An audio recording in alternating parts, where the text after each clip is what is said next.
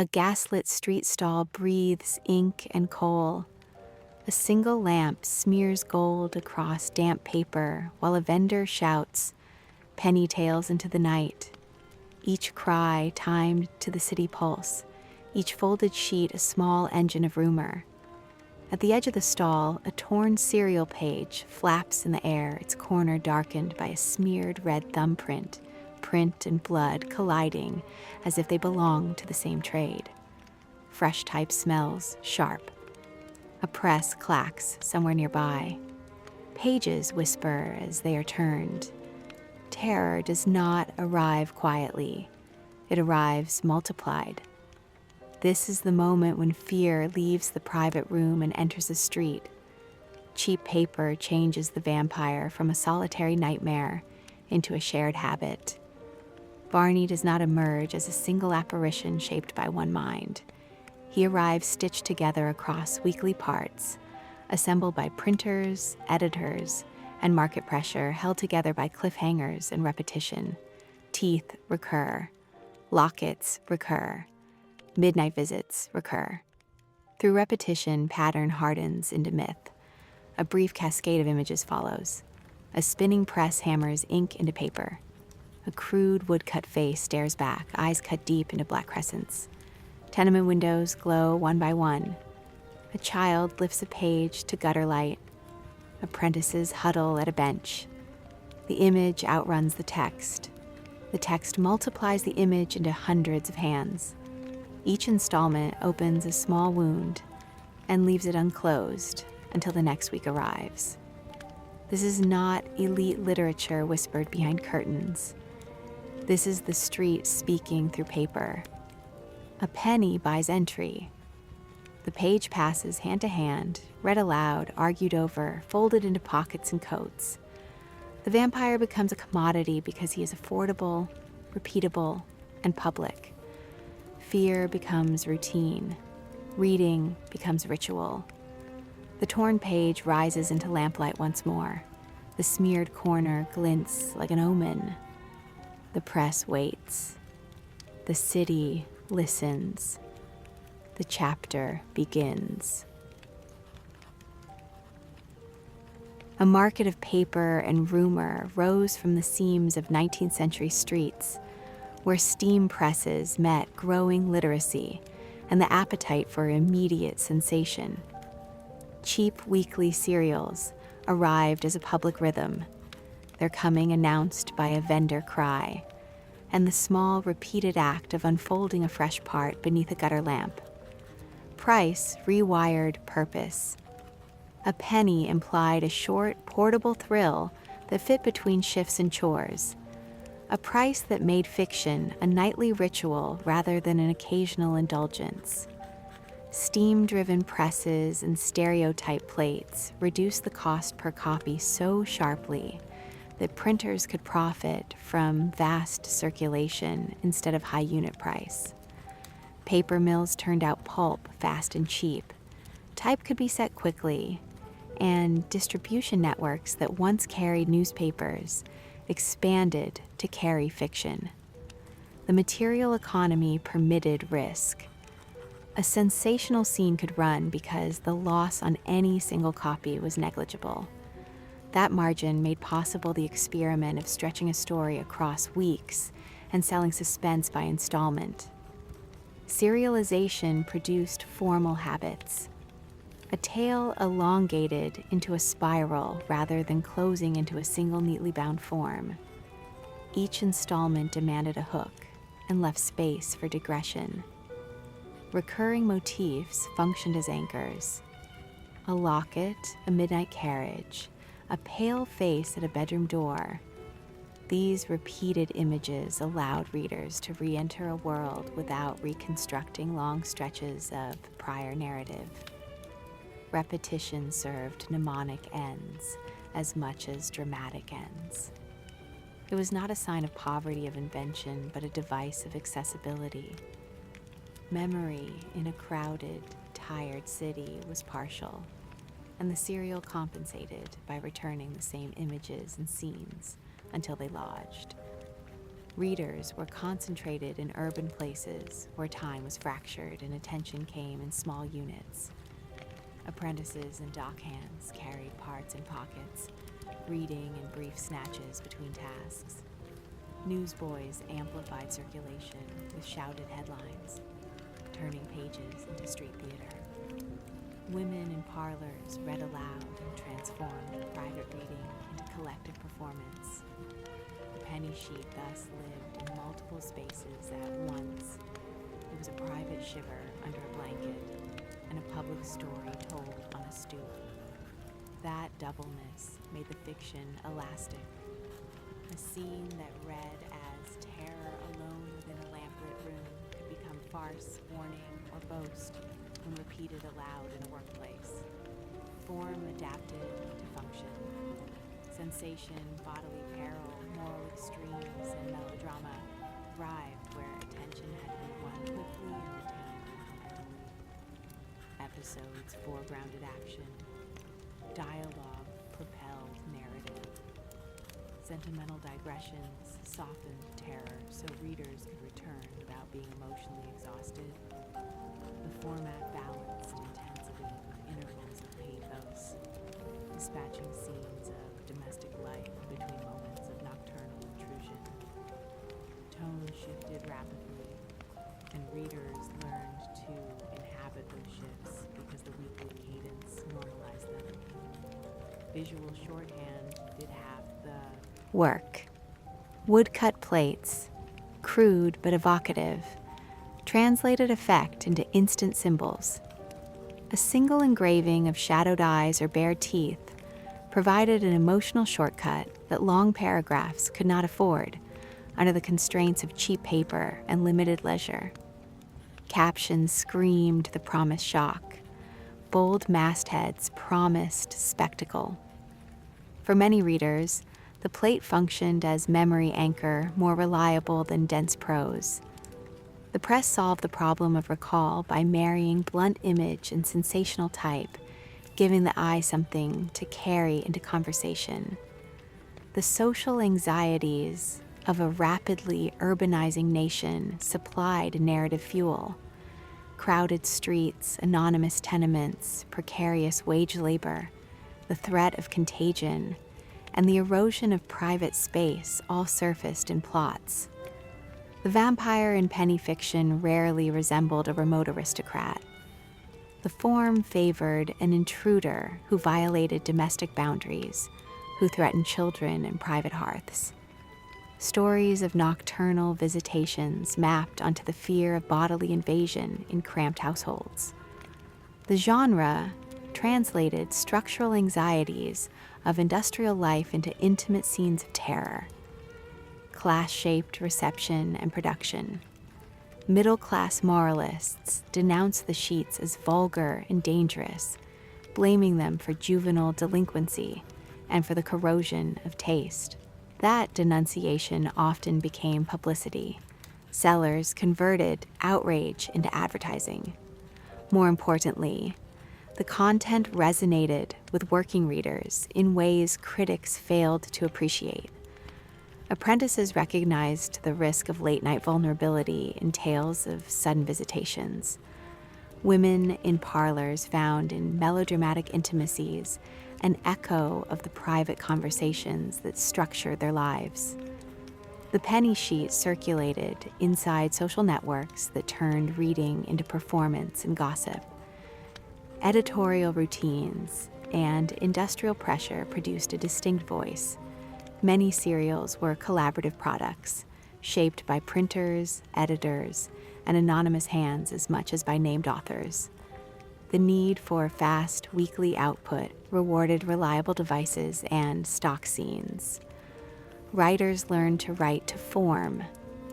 Formula became a feature, an efficient way to produce compelling pages under deadline. The assembly line of scenes produced melodramatic intensity and episodic repeatability that fit the marketplace. Materiality governed transmission. Cheap pulp tolerated rough handling. Parts were folded, stuffed into pockets. read aloud on street corners and hidden beneath pillows. The tactile life of a part mattered to its cultural life. A woodcut plate, dog-eared and ink-smudged, functioned as a relic. Its faded image still summoned the terror that had once been loud and immediate. Objects carried meaning as well as text. A folded sheet kept under a hat signaled intimacy and ownership. The physical traces left on parts testified to the social practices that circulated them. Appointment reading created a social calendar. Weekly delay extended suspense and invited speculation. Each pause allowed rumor to ferment and communal imagination to build out possible resolutions. The serialized wound closed only to be reopened. In the cycle of anticipation and renewal, the practice of fear became habitual. The city learned to mark its weeks by installment, and in that rhythm, the penny sheet taught its readership a shared form of expectation. Distribution developed microeconomies. Circulating libraries, street sellers, and informal loan networks turned each purchased part into the seed of multiple readings. A single sheet, passed hand to hand over days, could reach a neighborhood of readers. Timing and route mattered. Sellers learned which streets matched the end of the factory whistle, and which stalls gathered apprentices after a shift. The logistics of sale shaped the social life of content. A line that delighted one cluster of readers could spread into neighboring networks the next day, each retelling altering tone and emphasis. Censorship and moral panic became part of the circulation ecology. Sermons and pamphlets decried the sheets as corrupting influences. Schoolmasters and magistrates pointed to sensational episodes as causes of disorder. Those discourses rarely suppressed sales. Often prohibition intensified curiosity. Illicit copying and hidden reading amplified forbidden scenes into neighborhood legend. The rhetoric of shame fed the appetite it sought to curb. Publishers used market responsiveness as a creative lever. The serial could pivot mid-run in reaction to reader interest. If a subplot failed to engage, it could be abandoned. If a character captured attention, the press could extend that arc. This immediacy permitted a kind of experimental storytelling that bound volume publishing could not match. The form gravitated toward what readers provided through purchase and gossip. Sensation, once profitable, became a recurring strategy. Oral performance braided printed and spoken culture. A part read aloud expanded into performance, adding gesture, tone, and local reference. Lines gained life in the mouths of readers and became seeds of variation. Folk retellings emerged that altered detail and emphasis. In that living textuality, the precise printed phrase mattered less than the shared story communities carried. The vampire moved between page and social imagination, accumulating local color and rumor. Paper shaped taste as much as story. The night economy around cheap cereals produced habits that reached beyond the page. Shops and stalls became stages for a spoken culture where lines were tried for effect. Phrases were reshaped into local slang, and woodcut faces were invoked as shorthand for fear. Fashion registered the change. Collars, cloaks, and carriage curtains acquired meanings in relation to tales of nocturnal intrusion. A gesture at a locket could summon gossip. A rumor about a midnight carriage could alter the route a family took home. The fiction lodged inside bodily practice and moved outward into everyday caution. Juvenile readers mattered deeply. Boys and girls who learned to read at a gutter lamp carried early impressions that lasted. The sheets taught modes of attention and modes of narration. Apprentices who memorized cliffhangers learned to tell a story in compressed fragments. Girls in parlors who traded parts acquired a repertoire of dramatic voices that migrated into conversation. Literacy was not merely a skill, it became a kind of membership. The inexpensive part functioned as both schoolbook and talisman. Its lessons were not only moral, they were procedural, teaching how to pace a tale and how to perform suspense, print practices adapted to social uses. Publishers stamped parts with ordering numbers, but informal marginalia soon appeared as readers, annotated margins with exclamations, guest endings, or crude sketches.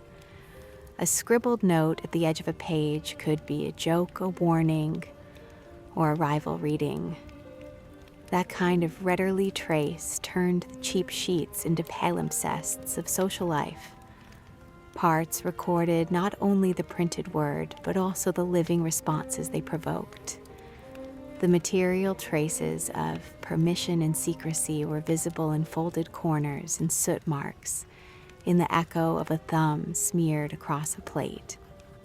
Legal attempts to curb the worst excesses of penny fiction reflected anxiety about the formation of public taste more than simple control of content. Taxes, proposed restrictions on distribution, and magistrates' complaints became part of the story ecology. Sometimes regulation succeeded in narrowing forms, but often enforcement proved sporadic and uneven. Illicit copies, truncated items sold under different mastheads, and pirate plates circulated where official suppression faltered. The constraint of prohibition produced alternate economies of copying and concealment that fed demand rather than starving it. Memory and archive played a curious role. Cheap paper rotted faster than bound volumes, yet the images and phrases survived in oral quotation, theatrical adaptation, and later literary appropriation. The woodcut eye and the locket moved into playbills and pantomime. Snatches of a sensational line turned up years later in more respectable pages. The penny sheet exerted a pressure on cultural sediment. It pushed familiar images into the vocabulary of the city, until a worn print and a gutter lamp could together summon a narrative world that no bound volume had fully contained. A vignette makes the routine concrete. Near a canal where tenements lean together, a boy with a trimmed cap crouches under a gutter lamp. His hands are small and ink-stained. The lamp throws a circle of weak light over a folded sheet. The boy reads aloud in a voice practiced in compression. A passerby pauses. Two apprentices gather on a stoop and listen. The words read aloud expand into echoes between buildings. In the next week, the same boy will trade the part for another, and in the pockets of a dozen others, the story will continue. The page will fray and the woodcut eyes will soften, but the memory of the scene will not fade because it has entered speech. The penny sheet has done what coins do. It has purchased attention and made that attention social. In the slow migration from press to pocket to parlor, the penny sheet accomplished its true work. It tuned the city to a shared cadence of fear and expectation. Accessibility bred ubiquity, and ubiquity bred memory. Night became a public genre. The cheap page taught a populace how to be afraid together. Varney emerged from the press not as a sealed manuscript, but as a stream of parts, a creature grown in stages and sold a page at a time. The serial life of Varney the Vampire unfolded across the mid-19th century in the cheap weekly market, where proprietors measured success by the persistence of a story in the hands of readers rather than by the neat closure of a volume. Publication therefore functioned as a commercial choreography, a set of moves designed to keep attention under the constraints of rapid production and minimal cost. Parts arrived with bold titles and blunt promises. Mastheads shouted spectacle. Printers delivered pages that balanced economy of type with the rhetorical flourish prized by a market hungry for sensation. Title pages often omitted clear authorial credit. The imprint favored the name of a publisher or a series over the name of a single writer. Where names did appear, they could be pseudonymous, provisional, or appended later in collected editions. The result was a textual field in which authorship was dispersed across an editorial machine that shaped content to saleable rhythm. The authorship puzzle around Varney is a question less of a single signature than of a system. Two names recur in contemporary and later accounts, James Malcolm Rymer and Thomas Becket Prest, and both bear plausible claims. Stylistic affinities attach some passages to Rymer and others to Prest, while printer notes, advertisements, and later testimonies complicate any neat attribution. Writers were paid by the piece, often asked to extend or amend an existing narrative, and sometimes worked collaboratively or in succession on the same serial.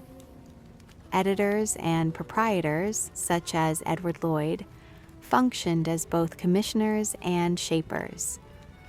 Lloyd's enterprise prioritized pace, cliffhangers, and the reliable return of readers, and under that pressure authorship became a role inside a broader industrial process.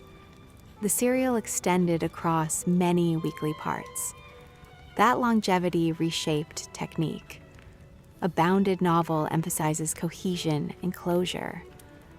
A serial that must return each week cultivates endurance. Repetition becomes structural. A recurring image, a returning threat, a stock scene of midnight carriage or an unsealed coffin. These functioned as cognitive anchors for readers who might not recall every detail from the previous installment. Writers learned to conserve and to revive material. Dramatic gestures were not consumed once and discarded. They were deployed in rotation, reintroduced when the text needed renewal, and sometimes reinterpreted through subplots that echoed the central dread. Digressions and sprawling subplot networks supplied bulk when immediate vampiric incidents could not sustain print. Family histories, confessional episodes, long letters, legal depositions, and domestic melodrama padded the serial while keeping reader investment. Those diversions served two purposes. They provided emotional intervals so readers could return without being saturated by terror. They also created new hooks. A sentimental revelation could uncover a relationship that later magnified the peril of a nocturnal intrusion. The serial turned narrative economy into a strategy of prolongation. Stylistic hallmarks reflect that strategy. Prose shifts between melodrama and domestic detail, between intimate dread and forensic reportage. Scenes of private peril are often followed by stretches of genealogical exposition, property disputes, affidavits, and moral lecturing. The cumulative effect is a text that feels sprawling yet oddly intimate because motifs return like the stages of a recurring dream. Varney himself is assembled from repeated signs. The locket, the unsealed coffin, a flash of teeth and gaslight, the carriage that stops at a mansion gate. Each motif recurs until the image acquires emblematic density. Repetition becomes the mechanism by which a local image accrues mythic weight. The figure of Sir Francis Varney refuses simple categorization. At moments, Varney appears as a ravenous predator of the night. At others, he speaks with melancholy and self-disclosure, confessing deeds or revealing a longing for release. This moral ambivalence undermines tidy typologies. The vampire becomes less a wholly inhuman monster than a personified unrest, alternating between appetite and confession. That slippage produces dramatic tension. Readers encounter not only dread, but also an unstable intimacy with the antagonist. The monstrous presence is thereby humanized enough to sustain curiosity across months of installments. Narrative voice negotiates authority in complex ways. The serial frequently adopts a quasi-documentary stance, presenting letters, depositions, and journal fragments as if assembling a case. At other points, the tale slides into confessional melodrama, allowing the villain to narrate parts of his own downfall. The mixing of testimonial forms with sensational scenes gives the text a forensic cadence, a serial that both reports and performs. Readers occupy dual roles, witness to a record and audience to theatrical revelation. That double stance deepens engagement because each installment promises both evidentiary development and spectacle. Production conditions and the human labor behind the press left traces in every line. Writers work to deadline under harsh terms, moving from one part to the next, with little time for revision. Compositors and proofreaders corrected on the fly. Proofs were rough and errors could calcify into tone. The ragged texture of hurried copy contributed to a sense of immediacy. The hurried line reads like conversation, and repeated misprisions often felt like small confidences between press and reader. Pay rates pushed authors toward economy of invention. A vivid scene could be bought, extended, and then recycled. Scenes functioned like tools in a kit that could be reused with small variation to maintain interest without demanding constant novelty. Editorial routines and industrial pressure produced a distinct voice. Many serials were collaborative, shaped by printers, editors, and anonymous hands, as much as by named writers. The need for fast weekly output rewarded reliable devices and stock scenes. Writers learned to write to form. Formula became a feature, an efficient way to produce compelling pages under deadline. The editorial machine valued hooks and returns more than stylistic innovation. The result was a literature that advertised its violence, its sentiment, and its betrayals. Sensationalism was not incidental. It was the product of a market designed to keep eyes on the next part. Materiality governed transmission. Cheap pulp tolerated rough handling.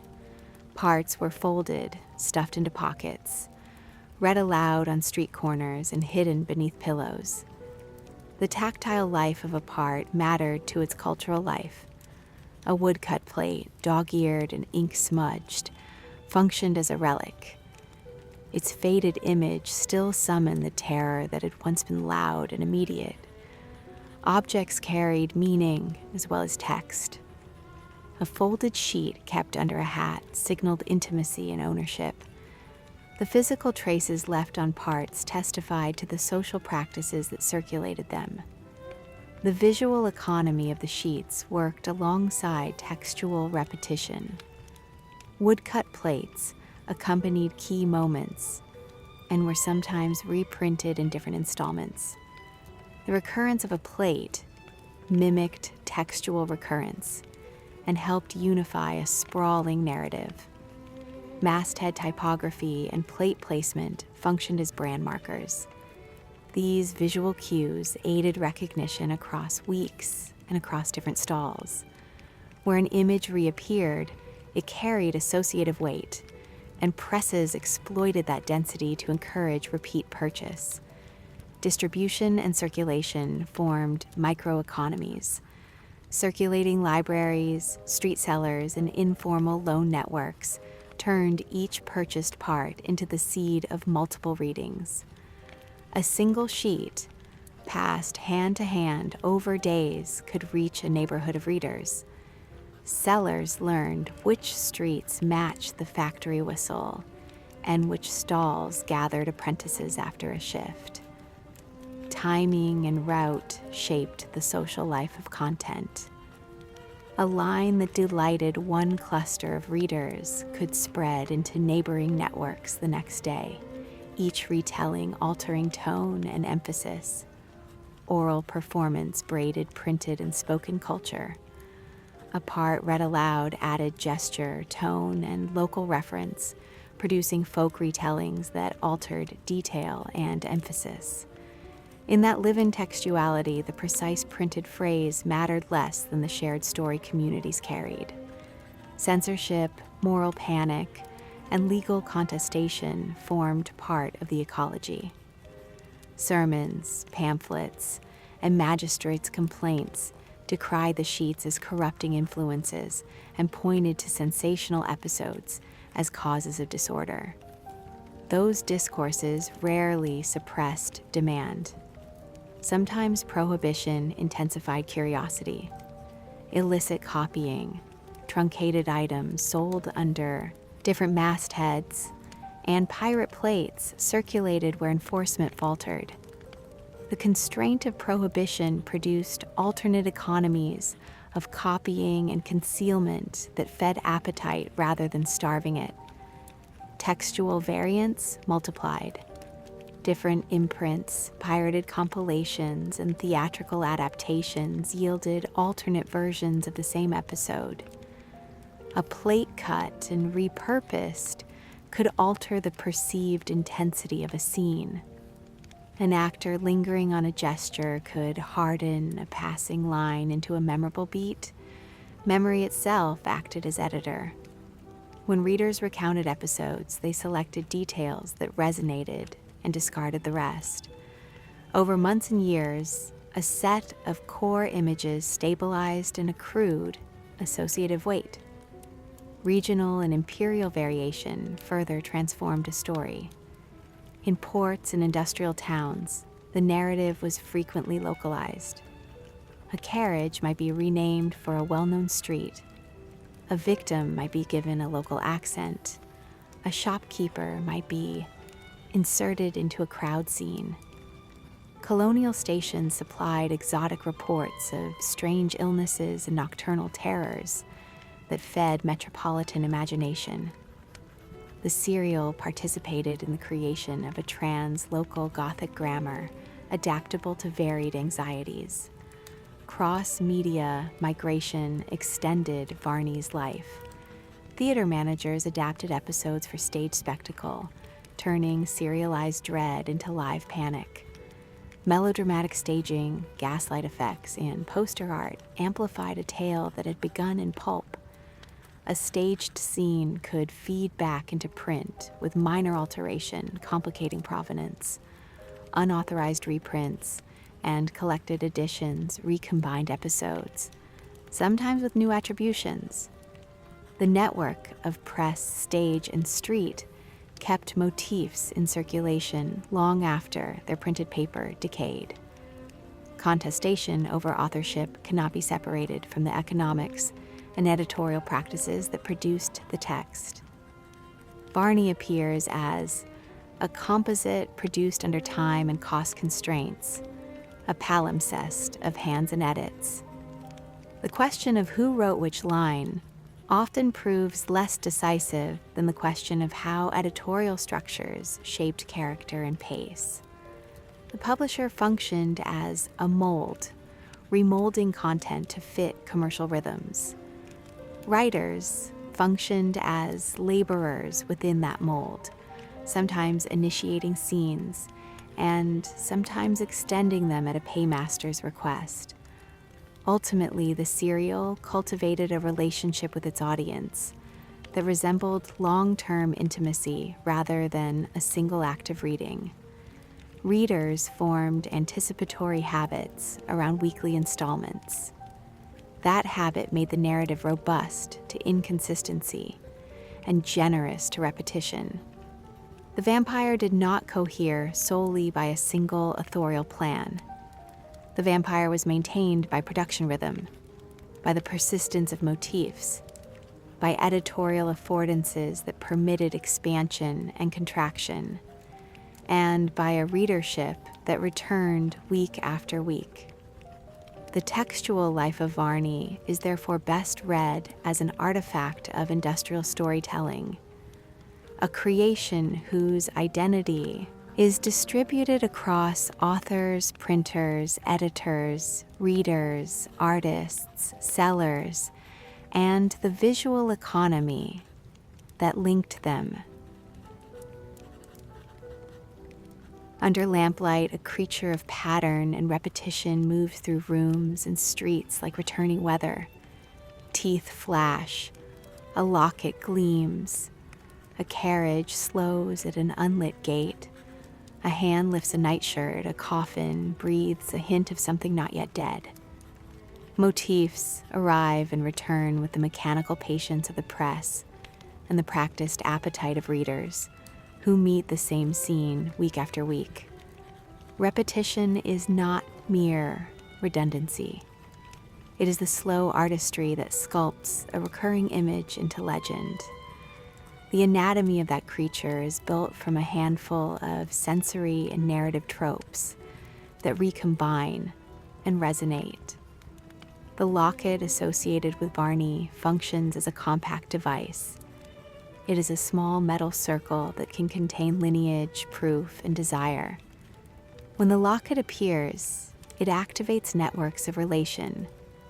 A single discovery redirects suspicion, reveals secret kinship, or binds a household to a fate that will be unfolded over several installments. The object is portable and precise, easy to describe and paragraph, and to render in crude woodcut. Its recurring presence teaches readers to read objects as evidence. Teeth act as another concentrated sign. A flash of fang at a bedside indexes appetite and transgression with economy. Engravings exaggerate the dental hint until a single plate can do the work of a long paragraph. The visual exaggeration trains sensation. Repeated exposure to the same image changes perception. Where a paragraph might persuade slowly, the plate shouts immediate recognition. In this way, the visual and the textual economies operate in tandem, and Varney is often summoned first by an image of the mouth. The midnight coach is a recurrent spatial trope. A coach that halts outside a townhouse or emerges empty at dawn embodies nocturnal motion and societal displacement. The coach can deliver threat and remove trace.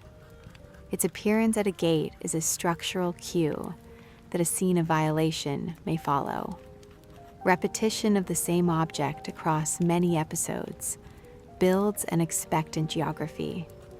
Readers come to understand a city not as a set of unique streets, but as a map of recurring danger points, where the coach that bears Varney might appear. Hypnotic gaze and confessional rhetoric complicate villainy. Frequently, the antagonist speaks at length in a voice that mixes apology with boast, desire with historical narration.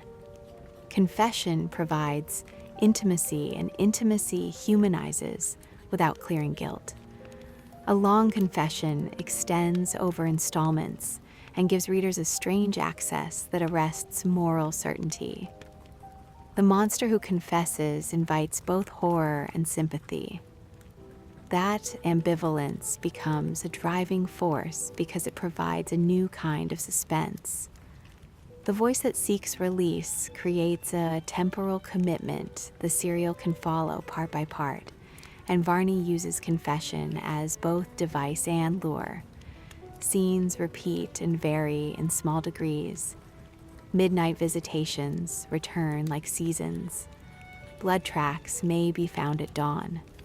A child may fall ill for no visible reason. An exhumation may follow neighborhood panic. Each repeated scene carries incremental change. Variation matters. A locket taken instead of blood. A household awakening early. An actor stumbling on stage. These slight adjustments renew interest while preserving structural familiarity. The serial relies on many small shifts rather than grand innovations to sustain momentum. And the pattern allows Varney to remain ever familiar and ever surprising. Subplots act as resilient scaffolding. Long sentimental digressions, property disputes, family histories, and confessional excursions cushion the horror and widen the narrative into a social tableau. These diversions are functional. They allow the serial to rest from relentless dread and to create new relational stakes that later render scenes of violation more wrenching. Pathos is an instrument. If a subplot attaches a relational hinge to a minor character, that hinge can later be leveraged for heightened panic. The serial integrates pity as a prolonging device, and Varney benefits from the pathos that later intensifies his intrusions. Melodrama is structural. Exclamatory sentences, sudden reversals, and weeping revelations are not mere surface ornament. They are calibrated stimuli designed to pierce the monotony of daily work and to offer emotional release. Readers who possess only a few minutes of leisure find in heightened feeling a sharp contrast with the gray routine of labor.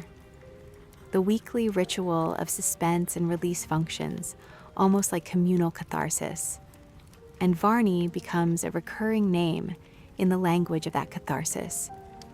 Narrative excess is tactical rather than accidental. Elaborate digressions, improbable coincidences, and resurrections from apparent death allow closure to be postponed indefinitely. The serial must avoid permanent resolution for months, and the easiest tool is proliferation of incidents.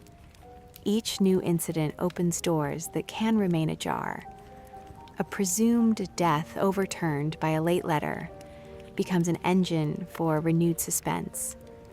Readers come to expect provisional truth and to accept that certainty will be repeatedly deferred, a condition that keeps Varney alive in rumor and in print. Voice and register multiply. The text slides from third-person reportage to private letter to legal deposition to first-person confession. That formal mobility allows the narrative to claim evidentiary status and to perform theatricality simultaneously. A document may be presented as proof even as readers suspect forgery or misreading. That slipperiness enacts a culture of doubt in which verification is continually postponed. The reader occupies the dual role of witness to a record and audience to a drama. Varney appears through the shifting media as both spectacle and allegation. Moral ambivalence saturates characterization. The antagonist alternates between predator and penitent. Appetite and melancholy coexist in the same gestures. That doubleness dissolves tidy binaries of good and evil and invites prolonged attention. If the villain contains a desire for release, then the possibility of redemption becomes another form of suspense. Readers are drawn less to a simple conquest than to an unfolding interior. And Varney is written sometimes to invite the hope of release even as he confirms threat. Domestic panics recur as social tableau. Households rally. Neighbors whisper, magistrates intervene. The communal response to nightly terror becomes a repeated scene in which rumor amplifies threat. A part read aloud at a stall shifts into neighborhood drama. The panic demonstrates both social solidarity and social fracture. The serial thereby performs social life, rehearsing a collective response that mirrors real anxieties about safety, privacy, and trust. Varney functions within these panics as the figure whose presence catalyzes civic reaction.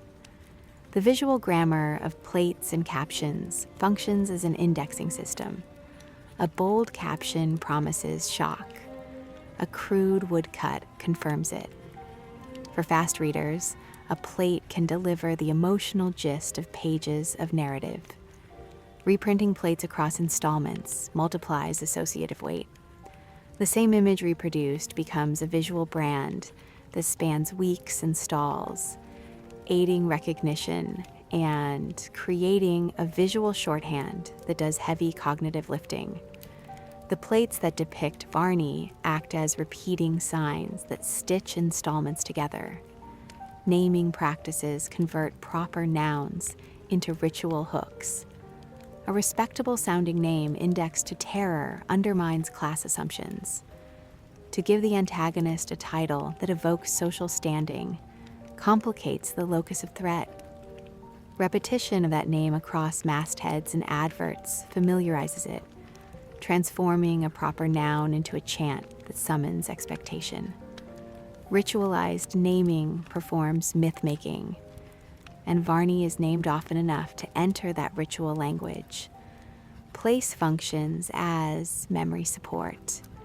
Recurring streets, inns, and houses anchor events. Geographic repetition comforts memory and intensifies dread. When terror returns to a known street, the escalation registers more clearly than in a novel that constantly invents new locales. The serial converts geography into emotional measurement, awarding accumulation to familiar sites. Varney returns to certain houses and lanes until place itself becomes part of the terror. Language patterns form connective tissue. Certain metaphors and descriptive turns return with predictability. Moonlight is silver, breath is winter, eyes like ink. These formulaic lines become part of a lexicon that glues installments together. Repeated diction aids recall. The same phrase used across episodes becomes a verbal talisman that signals mood and context immediately. Varney is often announced by such phrases so that recognition precedes explanation. Performative circulation amplifies motifs. The parts move from page to spoken performance and then into staged spectacle. A part read aloud gains gesture, tone, and local reference. An actor on a cheap stage can solidify a gesture into a stock moment that later returns in print. The loop between press, theater, and street multiplies form and fixes certain beats into the public memory. When Varney is played on stage, his movements feed back into how a reader will imagine him next week. Regional and imperial variation shapes local character. Coastal towns, industrial centers, and colonial outposts adapt motifs to fit local fears. A carriage may take on a local name. A victim may acquire a recognizable dialect. Reports of strange nocturnes from abroad feed metropolitan imagination and supply exotic variants. The serial participates in producing a translocal Gothic grammar, flexible enough to adapt across contexts. Varney travels in rumor as readily as in text. Textual variants and piracy proliferate. Different imprints, truncated copies, and recombined collections yield alternate versions of the same episode. Plates get repurposed. An actor lingering on a gesture can transform a passing line into a famous beat. Oral memory edits and selects. Over months, a core set of images stabilizes while peripheral details oscillate, and Varney appears variously in different tellings. editorial machinery leaves traces in tone and structure. Writing to deadline under pay by the piece shapes sentence economy and emphasis. Compositors and proofers, working at speed, introduce misprisions that become part of voice. Scenes are constructed from an available kit of dramatic tools that can be recombined, recycled, or extended. The press functions as both factory and theater, producing regular installments that must deliver hooks and provide breathing space in balanced measure. Those industrial habits shape how Varney is presented and how his episodes expand. Audience practice is participatory. Readers share parts, quote lines, perform mimicry, and annotate margins. Scribbled exclamations, guest endings, and crude sketches become social traces that turn parts into palimpsests. A folded corner or an ink smudge testifies to communal handling. The physicality of the sheet transforms it into a social artifact as much as a text, and Varney lives on in those traces. Censorship and moral panic operate as part of the circulation ecology. Sermons, tracts, and magistrates' complaints denounce content, but such denunciation often becomes inadvertent publicity. Prohibition generates alternate economies of copying and concealment. Where official enforcement is uneven, piracy and illicit sale flourish. The rhetoric of shame becomes an indirect engine of appetite, and Varney benefits from the notoriety generated by alarm. Memory and archive perform peculiar tricks.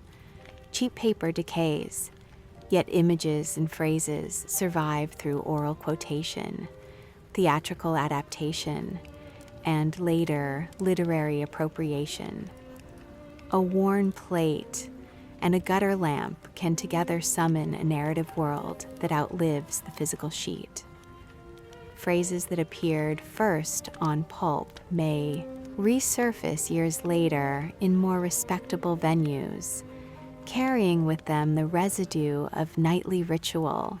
Varney's motifs therefore migrate into broader cultural language. The creature of repetition is a social object because motifs enter speech and daily habit. A locket reference can trigger a knowing laugh in a workshop and provoke terror in a nursery. The repeated phrase becomes a communal token. In that way, the monster ceases to be private possession and becomes public vocabulary. To understand the anatomy in closer detail, imagine a cluster of installments that centers on a single household. The sequence begins with a quiet domestic scene, a mother mending by lamplight. A faint knock awakens a child. The next installment reveals a missing brooch. A week later, blood appears on the sill. The third installment introduces a visiting gentleman who claims kinship. A subsequent installment publishes a confession transcribed from an intercepted letter. Each installment introduces a small alteration, a new pivot, a promise of explanation that is withheld. The household moves from ordinary rhythms into a zone of suspicion, and the reader is led along by objects, by rumor, by image. The pattern repeats across different families and different neighborhoods until an entire city seems animated by the same nightly logic. Varney threads through these sequences as a repeating presence and as a catalyst of communal story. That citywide repetition produces cultural reflexes. Locksmiths become business people with new demand. Mothers change their children's bedtimes. Clerks pass notes in the office with references that double as jokes and warnings. The fiction creates habits of attention and forms of speech that condition behavior. The printed narrative bleeds into civic practice. In this way, a serialized monster reorganizes daily life, and Varney becomes woven into civic habit. The press and the street collaborate in memory manufacture. A plate printed on cheap pulp becomes at once a commodity and a mnemonic. The woodcut eye persists where the paragraph does not. A cheap engraving reprinted in different issues acts as a visual talisman that outlasts bound chapters. When a theater mounts an adaptation, the actor who prolongs a gesture invests the image with physical life. That physical life returns to print as description and intensifies recognition. The circulation loop is iterative. Each repeat strengthens associative bonds and helps Varney survive the rot of pulp. Attention economy explains many formal choices. The serial trades on anticipation. It transforms waiting into capital. The longer the interval, the more the rumor grows, and the more the purchase next week promises relief or revelation. Editors understand that uncertainty is fertile. They hold details back.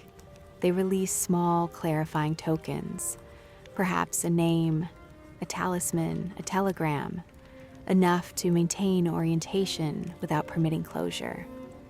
In a market of continual return, hope and frustration are commodities. At the level of style, the serial cultivates mnemonic devices that anchor recall. Recurrent epithets, repeated descriptions, and stock similes perform this work. A particular way of describing moonlight, a habitual image for breath, a favored verb for shudder, all serve as connective tissue.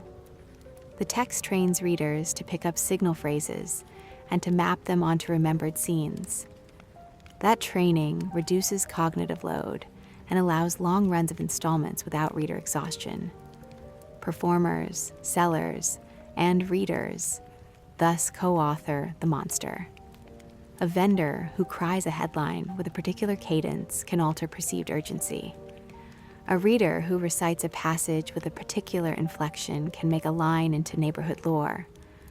A low-cost theater that stages a scene with cheap gaslight can fix a gesture into public memory. The monster is therefore a distributed object, made by presses, hands, mouths, and feet. Varney exists in those distributed voices. Finally, the anatomy of the serial monster reveals why the figure proves so durable. When motifs are repeated in plate and paragraph, when scenes recur with small variation, when objects function as nodes of relation, when confession becomes a serial device, when the stage reproduces the printed beat, when readers carry phrases into conversation, then the character becomes less fragile than any single printed part. The monster survives the rot of pulp because it lives in habits, in phrases, in gestures, in the map of a city made anxious by night. A closing image gathers these strands into a single frame. A lamplight circles a page open on an apprentice knee. A woodcut eye stares up as the apprentice's hand trembles. In the next street, a woman draws a curtain with fingers that remember the locket line. In the theater, an actor bows and repeats a gesture that once appeared in a cheap plate. Across the city, the repeated motifs attach to faces, to gestures, to pockets, to whispers. The monster ceases to be merely literature. It becomes an organizing figure of attention, a system for how people fear, how people tell, and how people remember together. A market formed where the city pressed close, where factories spat steam and tenements leaned together like pages in a book. Streets became trading floors, not only for coal and cloth, but for attention itself. The penny dreadful lived inside that economy, a small priced object shaped by rhythms of labor, light, and gossip. It did not simply reflect the modern city. It helped to make urban life legible in new ways. Reading became portable, and the portable reading shaped how the city was seen. At dusk, the stall is a ritual. A lamp swings on a hook. A vendor arranges a fan of folded parts like a dealer shuffling a pack. The cry cuts into the street, a practiced cadence that pitches the story as commodity and as promise. Newsboys learn the voice of appetite. A cry repeated 1,000 times becomes part of the sonic map of a neighborhood. The vendor sells more than paper. He sells appointment. He promises return. Circulation is elastic and local. A purchased part rarely lives long as private property. It moves fast, passed across counters, lent across alleys, tucked into an apron pocket, read aloud in brief breaths between tasks. Circulating libraries and lending stalls operate as microeconomies. A small fee transforms a part into many readings, and a cheap sheet becomes the seed for a neighborhood theater. The same paper may appear in a workshop, on a stair, in a parlor, in a cellar. Each transfer changes emphasis and tone. Work dictates availability. Labor structured by a time clock fragments attention into small, residual minutes, and those minutes become the established unit for reading. Apprentices and clerks steal reading in fragments, memorizing cliffhangers to carry them until the next hour. The poor find reading that fits around shifts. The middle class repurposes installment reading as parlor ritual. The same serial crosses these divides by being small and repeatable. A page that takes 15 minutes to read is a perfect fit for compressed leisure. The urban reader is not a single type. The reader is a composite identity produced by work, gender, and household arrangement. Apprentices create ritualized pockets of performance, the bench's stage. Women in parlors create reading circles where parts are traded and read aloud like gossip. A shopfront crowd listens for the dramatic beat while soot and coal settle on the shoulders of passers-by. Newsboys and hawkers function as both distributors and cultural brokers, shaping which lines catch on and which fade. Readers watch one another and learn to perform the text as much as to consume it. Reading aloud is an engine of transmission. A single practiced voice can stretch a part into an evening. Lines are learned by heart and recited for effect. Exaggeration becomes a civic language. People who cannot afford more than a single part nonetheless partake by listening. Oral performance dissolves the boundary between private and public. A sentence spoken on a stair becomes rumor. The text circulates as sound and then returns to print altered by breath and emphasis. Privacy shrinks, and stories press into intimate spaces. Tenement rooms become layered with public histories because walls are thin and beds are close. A nocturnal tale read at a kitchen table is overheard. The reading replaces confidence with contagion. Fear moves through a block like weather. The vampire is not contained by a chamber. He is distributed by the cracks where neighbors overhear one another. Narrative contagion mirrors biological contagion in the imagination. The loss of private thresholds intensifies the terror that serials dramatize. Economics determine content as much as taste. Publishers learn quickly where profit lies. Low unit cost makes experimentation affordable. The serial can take risks because failure on a single sheet is a small loss. Editors test what hooks attract resale in the next week. A sensational image or striking plate is worth the additional expense because it multiplies recognition. Market data arrives as word of mouth, and responses shape subsequent parts. The city becomes a feedback loop in which sales and rumor steer storyline choices. Apprenticeship culture and the quickening of literacy are central to how stories spread. Schools, extend basic reading, but practical literacy grows on the bench and on the street. Young readers become adept at scanning for the dramatic turn, at recognizing signifiers that signal danger. The serial trains a method of reading tuned to repetition. A familiar motif is a compass point. The locket, the carriage, the teeth are shorthand. Once a reader learns the grammar, the text unfolds faster and social transmission accelerates. The street infrastructure matters. Stall locations are not arbitrary. A vendor that sets up near a factory gate times his sales to whistles. Another stationing at a ferry services sailors with hours to kill. The geography of sale echoes the geography of work. That is why certain stories concentrate in districts where their anxieties feel immediate. Tales of nocturnal intruders catch in cramped districts where households share courtyards. Stories of stolen lineage find purchase in commercial neighborhoods with tenuous social standing. The market is at once logistical and symbolic. Gender dynamics alter consumption. Women's parlors adopt parts differently from men who read in taverns and workshops. The parlor constrains performance into softer voices and into narrative reflection. A tale read at a tea table becomes a private interrogation of desire and reputation. Men in a public house perform aggression and bravado in relation to the same lines. The serial adapts by offering tonal register to match audience. Sensational scenes are balanced with sentimental subplots that align with the parlor appetite. The text is modular in tone so that it can be worn by diverse readers. Public display reconfigures shame.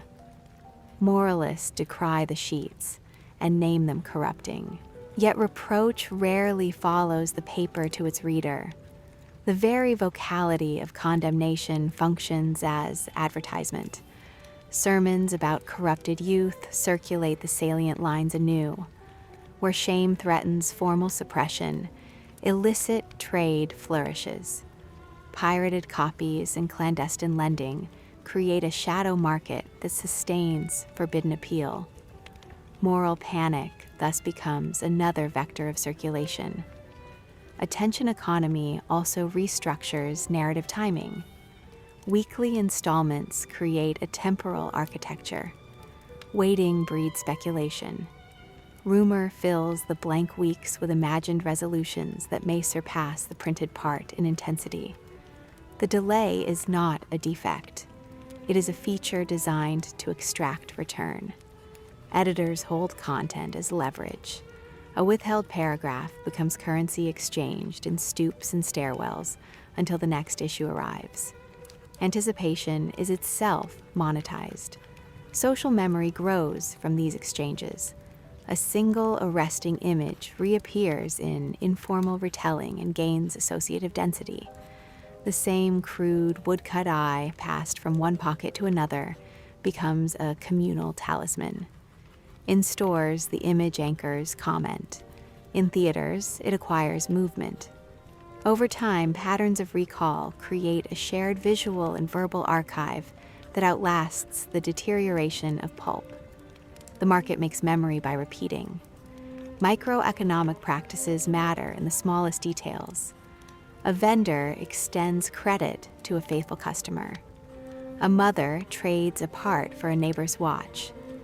A newsboy who memorizes the best lines builds a reputation that brings tips.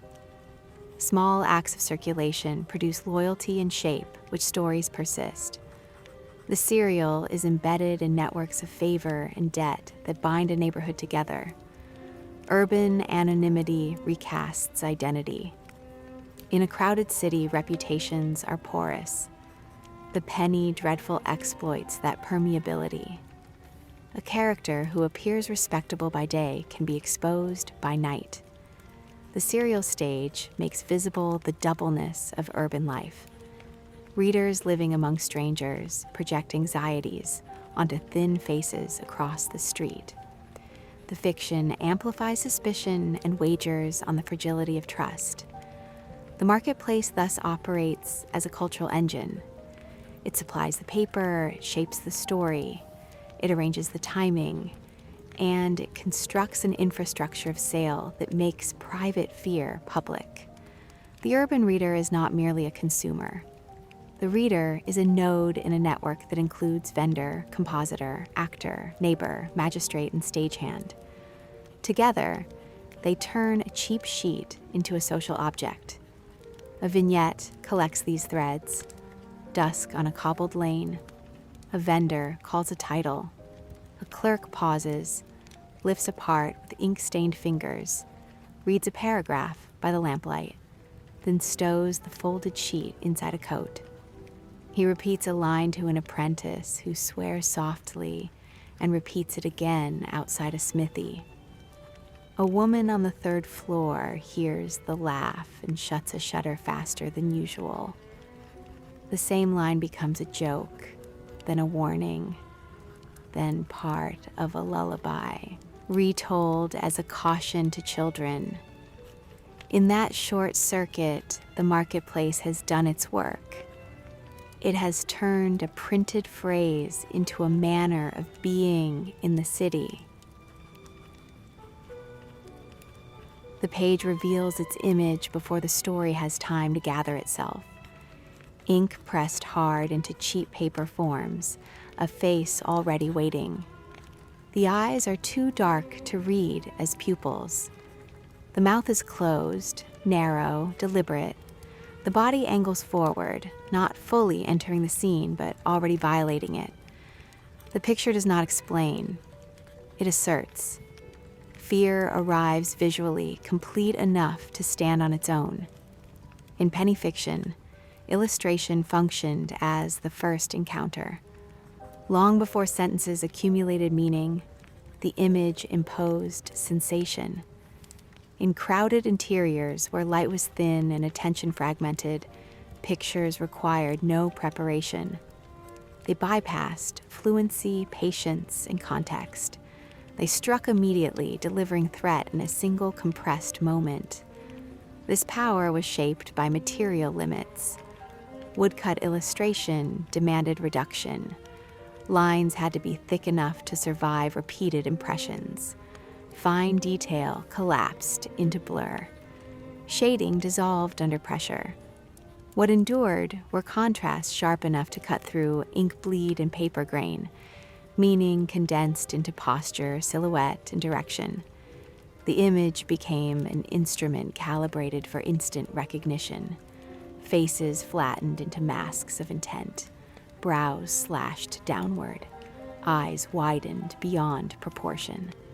Mouths hovered between restraint and violence, bodies bent unnaturally forward, caught at the edge of motion. Interiors reduced themselves to symbols. A bed signified exposure. A window signified access. A staircase signified pursuit. Accuracy was irrelevant. Legibility was everything. Speed governed production.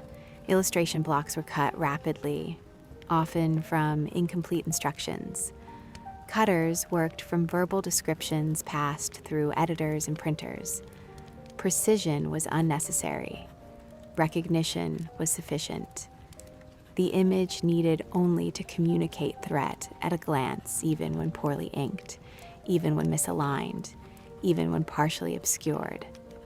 This haste produced repetition. Blocks were reused, mirrored, cropped, and recaptioned. A single image might serve multiple scenes across weeks. Readers noticed, but repetition did not weaken effect. It stabilized it. Familiarity became part of the fear. When certain shapes appeared, danger followed. The image became a signal rather than a surprise. Through this process, a visual grammar formed. Readers learned it unconsciously. A figure leaning inward signaled intrusion. A hand crossing a threshold signaled violation. A face emerging from darkness signaled imminence. These were not depictions of events. They were visual verbs. They enacted fear rather than illustrating it. Placement on the page intensified this grammar. Illustrations often appeared just before moments of narrative pressure. A page turn revealed the image first. Shock preceded explanation. The eye absorbed threat before the mind assembled cause. Captions rarely softened the blow. They anchored sensation with blunt phrasing, sharpening rather than contextualizing what was seen. Low literacy strengthened this system. For readers who struggled with dense prose, the image carried narrative weight. It established roles, stakes, and outcome instantly. Even fluent readers relied on images as mnemonic anchors. Weeks later, episodes dissolved into a single remembered posture or expression. The image outlived the text. Reading was rarely solitary. Penny parts circulated through lodging houses, workshops, taverns, and kitchens. One person read aloud while others watched the page. The image unified attention. Everyone saw the same thread at once. Reactions layered over one another. Fear mingled with laughter, bravado, disbelief. The picture anchored communal experience. Handling altered the images further. Pages folded along favorite scenes. Corners bent to mark moments of shock. Paper absorbed grease, soot, rain. Over time, repeated touch softened surfaces and blurred lines. The image aged alongside its readers. Some traced outlines with fingers. Others copied figures onto scraps or slate. Fear became tactile. These visuals drew from older popular forms: broadsides, caricatures, chapbooks, satirical plates. Audiences already knew how to read exaggeration quickly. Penny fiction redirected that literacy towards sustained dread. Distortion ceased to be comic. It became menacing. Proportions stretched, space warped. Sensation replaced realism. Violence was implied rather than shown. Technical limits and moral scrutiny discouraged explicit gore. Instead, images froze moments just before harm. An arm raised, a body recoiling, a figure bending toward another. The act itself remained unseen. The viewer completed it mentally. Imagination extended fear beyond the frame. Within this system, the vampire thrived. He required few cues to be legible: eyes, teeth, proximity. A posture angled too close. A mouth positioned at the wrong distance. These elements translated perfectly into woodcut form. Over time, they hardened into a code. To see them arranged in a certain way was to recognize the genre instantly. Gender and power were communicated before text intervened. Female figures reclined, exposed, or turned away. Male figures advanced, loomed, restrained. Clothing signaled class at a glance. Refinement sharpened menace. Danger wore civility. The image taught suspicion visually, embedding social anxiety into posture and dress. Economic pressure escalated these effects. Images sold parts. Covers promised sensation. Inside plates grew bolder as publishers competed. Eyes enlarged. Shadows deepened. Intrusions became more intimate. Illustrations served narrative and commerce at once. Fear refined itself through rivalry. The spaces these images returned to were never accidental. Bedrooms, corridors, stairwells, landings, windows. Domestic architecture reduced to a limited set of repeatable zones. These were the places where the body expected safety, where vigilance slackened, where the rhythms of sleep and routine took over. By placing danger there again and again, illustration did more than frighten. It retrained expectation. Safety became provisional. Privacy became porous. Beds were rendered as islands. Sheets pulled taut, frames simplified into rigid rectangles. Bodies isolated and exposed. Curtains parted instead of concealing. Windows admitted rather than excluded. Entry did not need to be forced. The image suggested that violation had already occurred, quietly, without resistance. Fear arrived as a fact, not a struggle. Staircases operated differently. They were not places of rest, but of motion arrested. Figures appeared midway, never fully ascending or descending. Direction was implied, not completed. Pursuit was frozen at the moment where escape still seemed possible, but unlikely. The viewer read inevitability instinctively. Someone was coming. Someone would arrive. Doorways carried particular weight. The image lingered on the threshold itself. A hand crossing the line mattered more than a body inside the room. That narrow strip of space marked the collapse of order. The crossing was the crime. Everything after it was consequence. Across weeks of serial reading, these spaces lost individuality. A bedroom became every bedroom. A staircase became every staircase. The image no longer depicted a location. It described a condition. Fear generalized, spreading from the page into lived space. Readers did not wait for novelty. Recognition became the trigger. This accumulation shaped temporal experience. The image scheduled terror. Readers learned when to expect it and how it would announce itself. Anticipation stretched across days. The remembered plate haunted the interval between installments. It resurfaced at night, in half-light, when familiar rooms resembled the simplified interiors of the woodcut. The image overlaid reality, quietly altering perception. Compared with other illustrated forms, the difference was stark. Newspaper images emphasized events and distance. Medical plates emphasized clarity and instruction. Caricature emphasized ridicule. Penny fiction illustration emphasized proximity. Figures pressed toward the viewer. Frames cropped aggressively. Space collapsed. The image refused neutrality. It insisted on closeness. This closeness altered how bodies were understood. The vampire was not monstrous through scale or deformity. He was monstrous through position. Standing too near, leaning too far, occupying space that belonged to someone else. The image taught that violation could be polite, restrained, almost gentle. Terror emerged from intimacy rather than spectacle. As serials continued, visual escalation followed audience tolerance. Early plates hinted, later plates confronted. Shadows thickened, eyes grew larger. Compositions tightened. What once startled became expected, and expectation demanded intensification. Illustration adapted more quickly than prose, sharpening sensation when narrative stalled or repeated itself. Market forces rewarded this shift. Covers became bolder.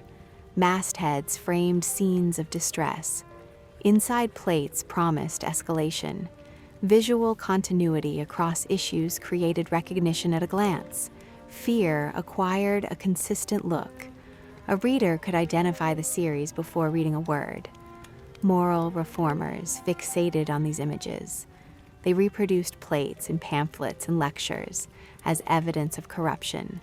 In doing so, they extended their circulation. Condemnation widened the audience. The image crossed into parlors, schools, and lecture halls. It might never have reached alone. Suppression became amplification. Meanwhile, images slipped free of their original context. Readers clipped them, saved them, pasted them into scrapbooks. Printers reused elements in advertisements and other publications. The visual vocabulary migrated into theatrical posters, police broadsides, and later book illustration. The grammar of fear detached from its source and became portable. Stage performance absorbed these cues directly. Actors learned how to stand, how to lean, how to enter a space in ways already familiar to audiences raised on woodcuts. Gaslight recreated the same stark contrasts. The body learned to imitate the image. Performance followed print, not the other way around. Memory preserved these visuals more faithfully than text. Years later, readers forgot plots, but recalled faces, postures, gestures. These fragments persisted, detached from origin. Later writers encountered them indirectly, through recollection rather than reference. The vampire required no explanation. His outline was already known. The material itself deteriorated. Paper tore, ink faded, blocks cracked, yet the shapes endured. An eye in shadow, a hand at a latch, a figure leaning inward across a boundary that should have held. Born of haste and economy, these marks fixed fear into public memory. The page no longer needed to be present. The image had completed its work. It lingered in rooms, in habits of looking, in the learned expectation that danger arrives quietly, already inside the frame, waiting to be noticed just a moment too late. The panic did not begin in the streets where the papers were sold. It began in rooms where they were not meant to be read. Parlors, schoolrooms, meeting halls, editorial offices, places defined by order, supervision, and improvement. Penny fiction arrived there secondhand, carried in warnings, quotations, and reprinted images, introduced as a problem rather than a pleasure. Middle-class alarm did not focus on monsters themselves. It focused on circulation. The fear was not that horror existed, but that it moved freely. Cheap paper passed hand to hand without permission. Stories reached readers without mediation. Sensation slipped past the gatekeepers of taste, instruction, and moral hierarchy. The vampire mattered less than the route by which he traveled. Critics framed penny fiction as contamination, language borrowed from medicine and sanitation. Stories were described as diseased, infectious, corrupting. Young readers were portrayed as bodies without defenses, minds too porous to resist impression. The page was not a text, but a vector. Fear lay not in the content alone, but in its accessibility. Reformers emphasized youth relentlessly. Apprentices, errand boys, factory girls. The image of the child reader became central to every argument. The penny dreadful was imagined not as a shared cultural object, but as a secret indulgence, consumed in alleyways, stairwells, and bedrooms beyond supervision. Reading itself was reframed as a risky activity when divorced from authority. Yet the anxiety was not purely about age. It was about class mobility. Literacy among the working poor had improved rapidly. Leisure time, though compressed, existed. Penny fiction filled that space without instruction or restraint. Stories were chosen for pleasure rather than improvement. This autonomy unsettled those accustomed to defining cultural value from above. Moral critics drew sharp contrasts. Respectable literature elevated. Penny fiction degraded. One refined character, the other inflamed. These distinctions were repeated until they hardened into doctrine. Cheap fiction was accused of encouraging idleness, criminality, sexual disorder, and defiance. The vampire became a convenient symbol for all of it. He stood for appetite unchecked by discipline. Pamphlets and editorials cataloged offenses meticulously. Sensational plots, repetition, emotional excess, scenes of threat within the home. The very qualities that made penny fiction effective were recast as evidence of danger. Cliffhangers were accused of addiction. Illustration was accused of bypassing reason. Pleasure itself was suspect. The domestic setting of many stories sharpened concern. Horror unfolding in bedrooms and parlors collapsed the boundary between fiction and life. Critics warned that such tales trained readers to expect danger everywhere. The home, already under strain from urban crowding and economic pressure, was imagined as further destabilized by narrative intrusion. Censorship arguments followed familiar patterns. Calls for regulation were framed as protection rather than suppression. The goal was not to silence stories, but to guide reading. Licensing schemes were proposed. Distribution controls discussed. Publishers were accused of exploiting ignorance for profit. The market itself was treated as morally irresponsible, yet enforcement remained uneven. Penny fiction existed in a gray zone, too cheap to regulate easily, too popular to eradicate. Efforts to suppress often resulted in publicity. Condemnation named titles, quoted scenes, reproduced images. In warning against corruption, critics extended its reach. This paradox repeated itself. The louder the alarm, the wider the circulation. Middle-class anxiety amplified what it sought to contain. Fear of fear became part of the spectacle. Penny fiction thrived, not despite moral panic, but alongside it, feeding on attention of every kind. Behind the rhetoric lay a deeper unease. Penny dreadfuls represented a culture operating without approval. Stories chosen for excitement rather than instruction. Images absorbed without commentary. A readership forming tastes independently. The vampire was alarming not because he drank blood, but because he belonged to no curriculum. The language of reform revealed as much about its speakers as its targets. Writers who denounced penny fiction often positioned themselves as guardians standing at the edge of a spreading disorder. Their tone oscillated between pity and outrage. The reader of cheap tales was alternately portrayed as a victim in need of rescue and a threat requiring containment. Sympathy and suspicion blended into a single posture of authority.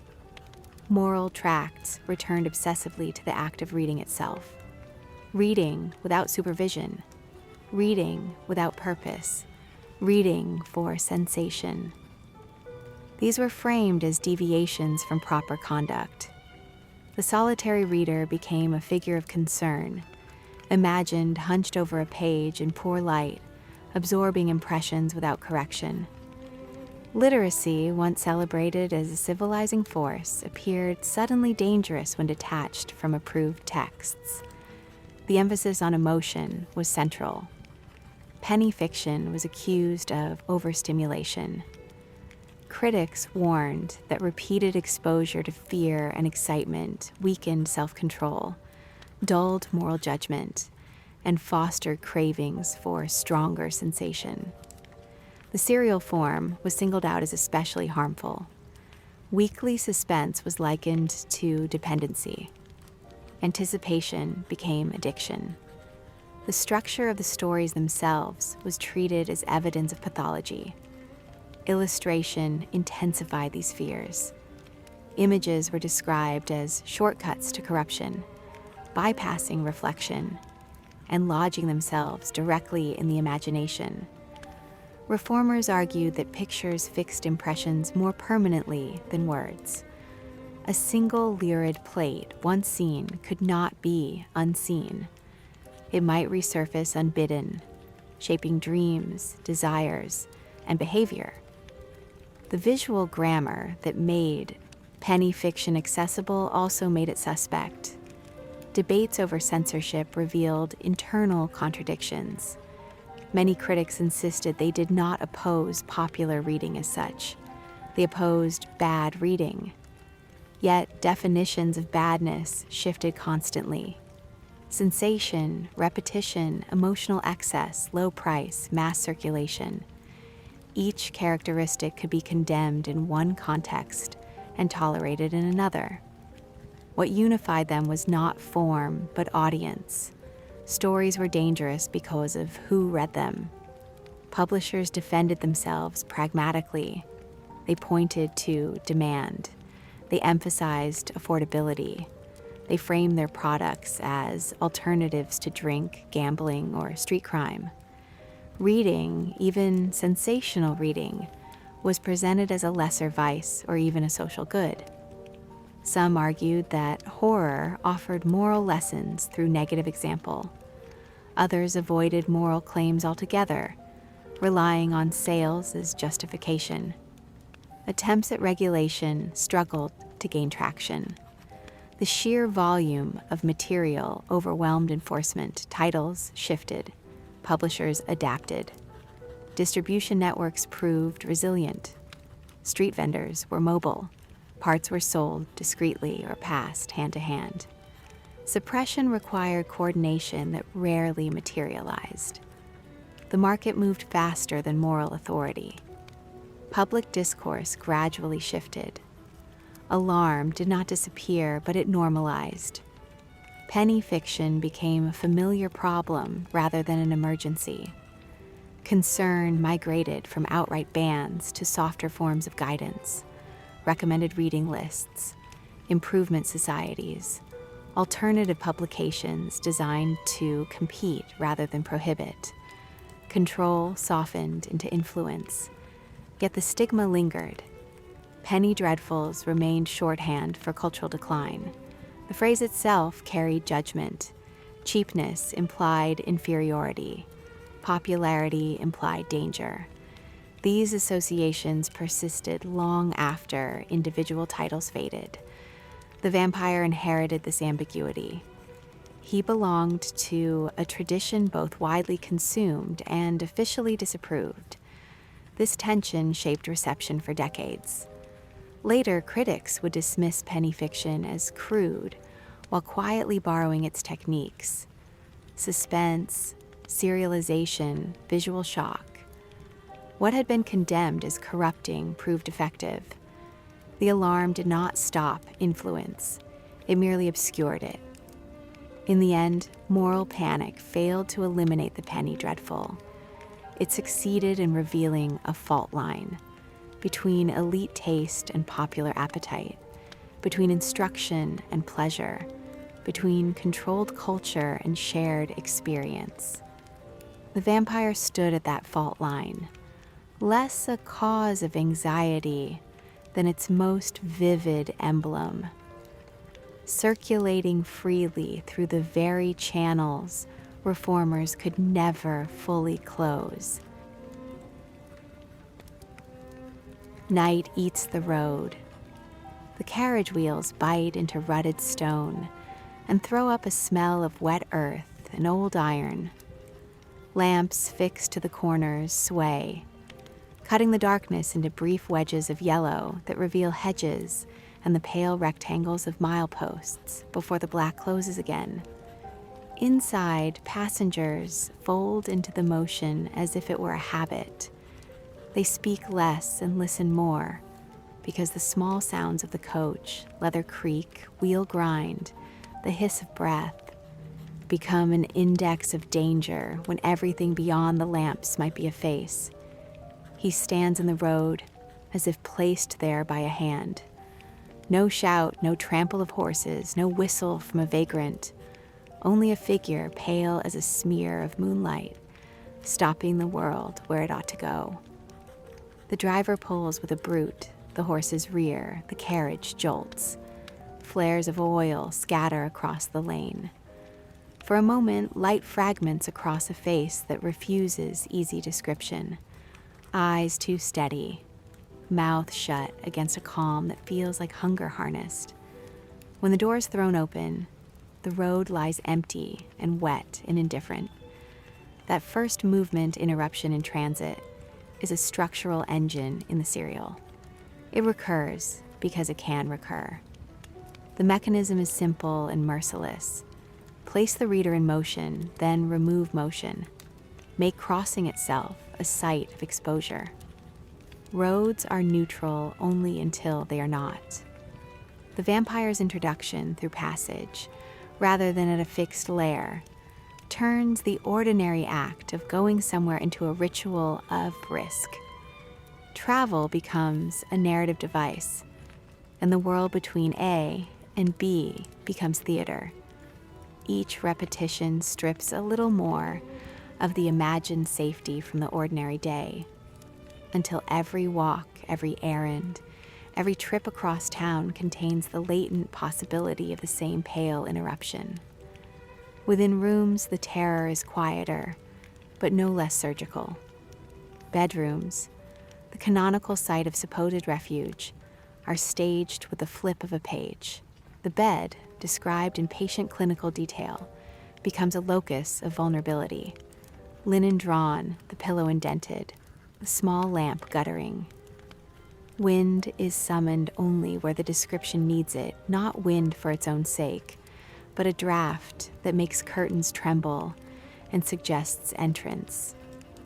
The intruder's approach is often registered by absence, a candle whose flame leans towards stillness, a clock whose chime goes irrelevantly on. Then the presence is registered by pressure rather than sound, weight where weight should not be, that sense of elbowing into private space. The description of the vampire when seen in such rooms is obsessively spare.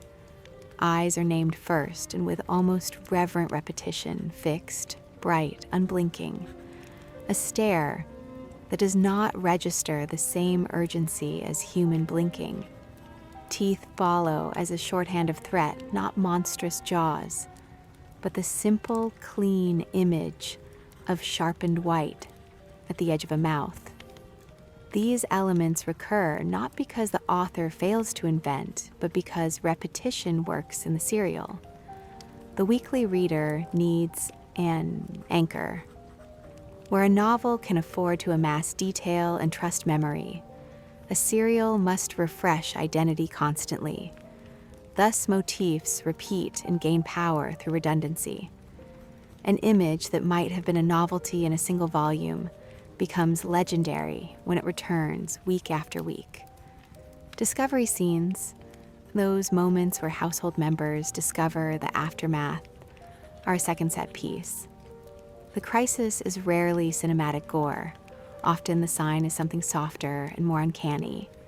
A throat drained of color, a child pale and listless, hair that lies oddly against the pillow. The prose leans into forensic detail, a touch that doubles as plausibility and as melodramatic engine. Witnesses are summoned. A physician arrives with measured phrases that are less diagnostic than performative. A clergyman intones a prayer that reads as a social balm more than a theological cure. The community responds as a chorus, trading certainty for rumor as authority phrase. The scene becomes a public ritual of verification, candles thrust, hands pressing for pulses, neighbors sharing a silence that is louder than words. The serial exploits the local formal gap here, staging discovery as a set of social enactments. Every failed diagnosis is an invitation to another installment. Where a compact novel must resolve, the penny part prolongs. In practical terms, this means that the vampire's presence is less a single act than a provocation to social process. Houses change their habits, shutters closed earlier, servants kept on watch, doors double-bolted, and this slow domestic transformation appears across numbers as social history in miniature. The vampire not only preys on bodies, he restructures routines.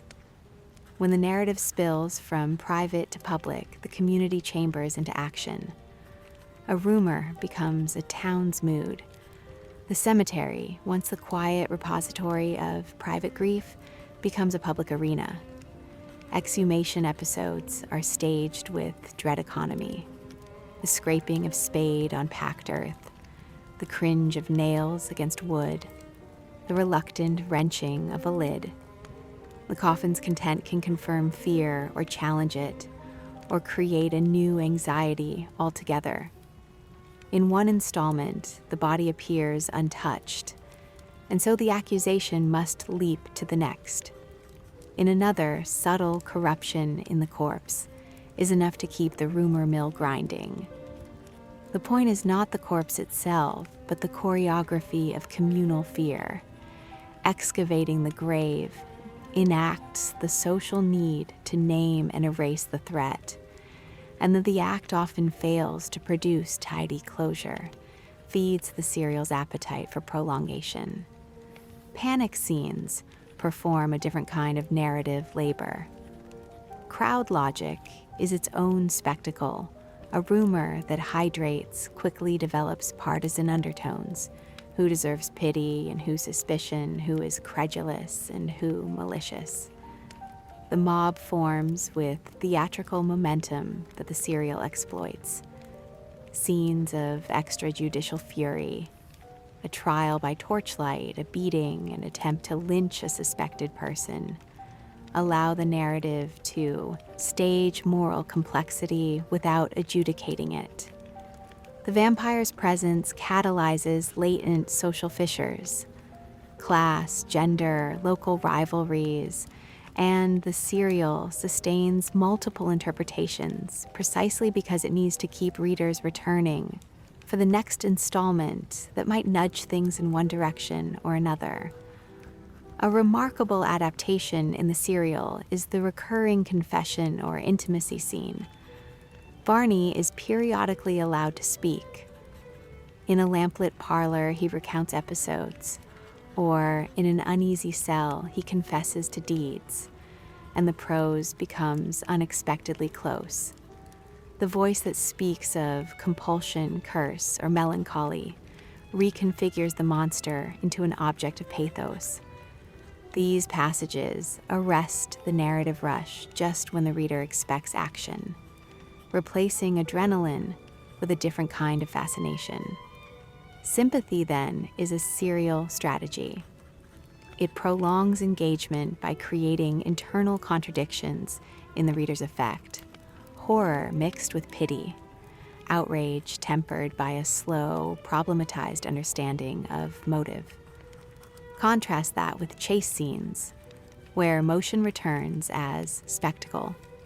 Men with torches and hounds, or small groups with rifles and nets, pursue a figure through ruinous spaces, abbey cloisters, disused quarries, the black mouths of laneways.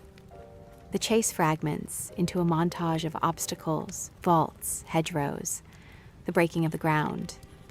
The vampire's escape is rarely a triumph of cleverness. It is a demonstration of endurance and otherness. He does not tire.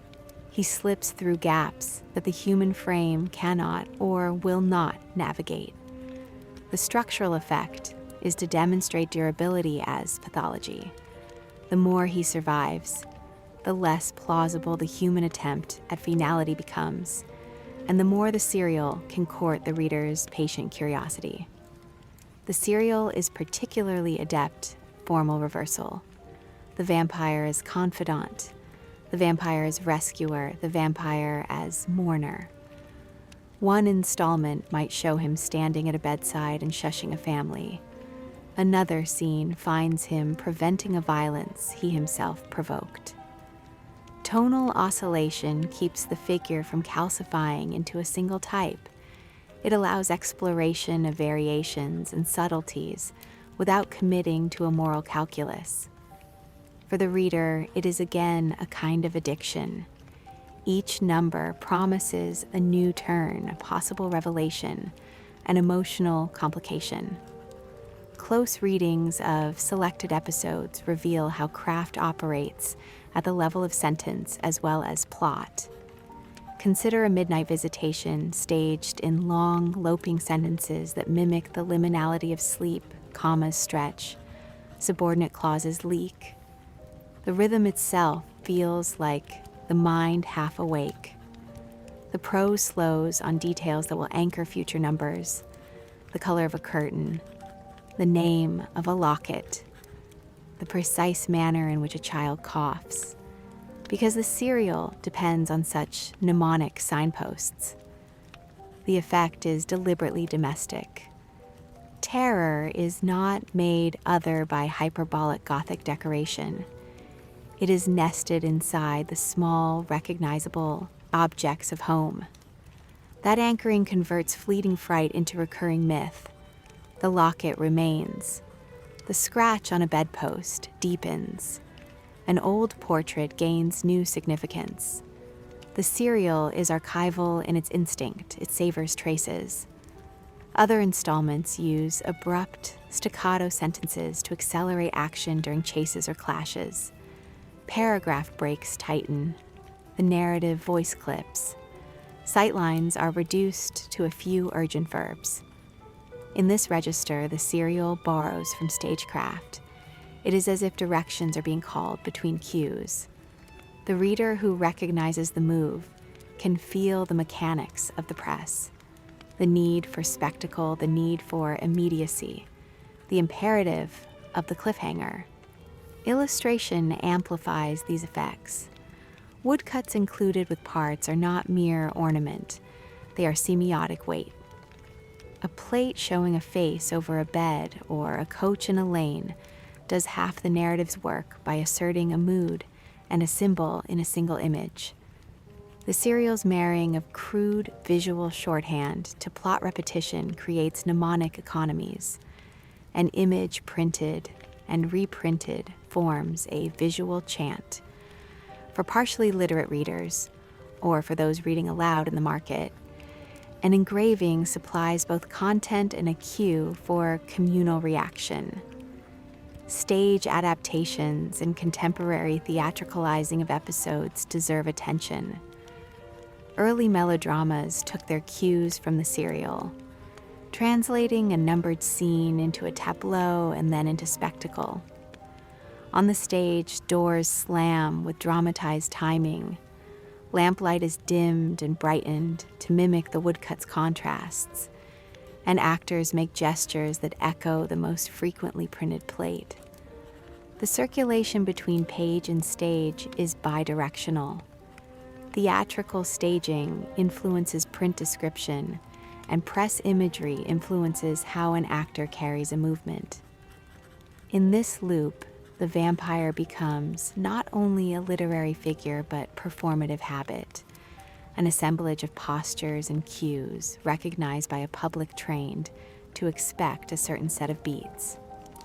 Close attention to dialogue reveals the serial's rhetorical tactics. Monologues oscillate between juridical accounts, witness testimony, depositions, letters, and romantic confession. This shifting register allows the text to perform evidentiary authority while remaining melodramatic enough to sustain interest. The letter as device is especially valuable in the serial. It provides a voice external to immediacy, yet intimate in content. Letters quoted across numbers create a textual echo chamber where motives are both revealed and obscured. The serial's cumulative structure builds an historiography of fear. As numbers accrue, motifs accrete associative weight. The locket that first appears as a mere piece of jewelry in one installment returns later as a legal token, a sign of lineage, a motive for suspicion. This morphing of objects into narrative agents is one of the pennypart's most durable inventions. Everyday items become nodes in a network of meaning, and readers learn to watch for them the way a connoisseur watches an actor's recurring gesture. The persistence of Varney's figure is technical and thematic. Technically, the shape of weekly publication demands a continuing center. The vampire serves as that center. Thematically, his endurance represents social anxieties that exceed any single plot: contagion, the permeability of domestic space, class tensions, the crisis of paternal authority. Each repeated episode does ideological work. The house invaded becomes an allegory for a social order perceived as porous. The vampire's eloquent confession becomes a stage for negotiating sympathy and revulsion in a culture preoccupied with self-control.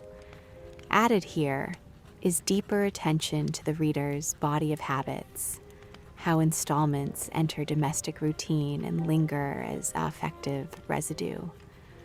Readers do not only consume episodes, they rehearse them aloud, they quote them by hearth and stall, they reperform lines in taverns to test the bite.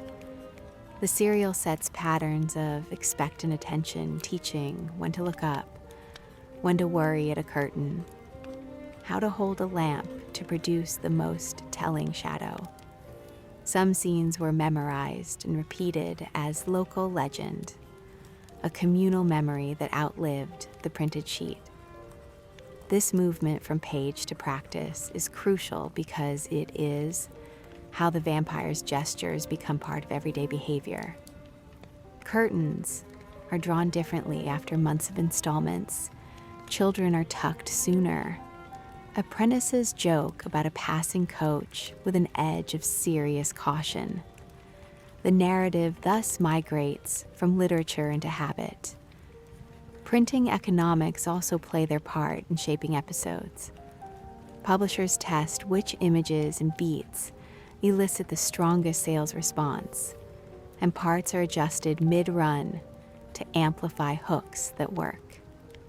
A sequence that provokes a spike in kiosk trade will be extended or recycled, and plates will be reused to reinforce recognition.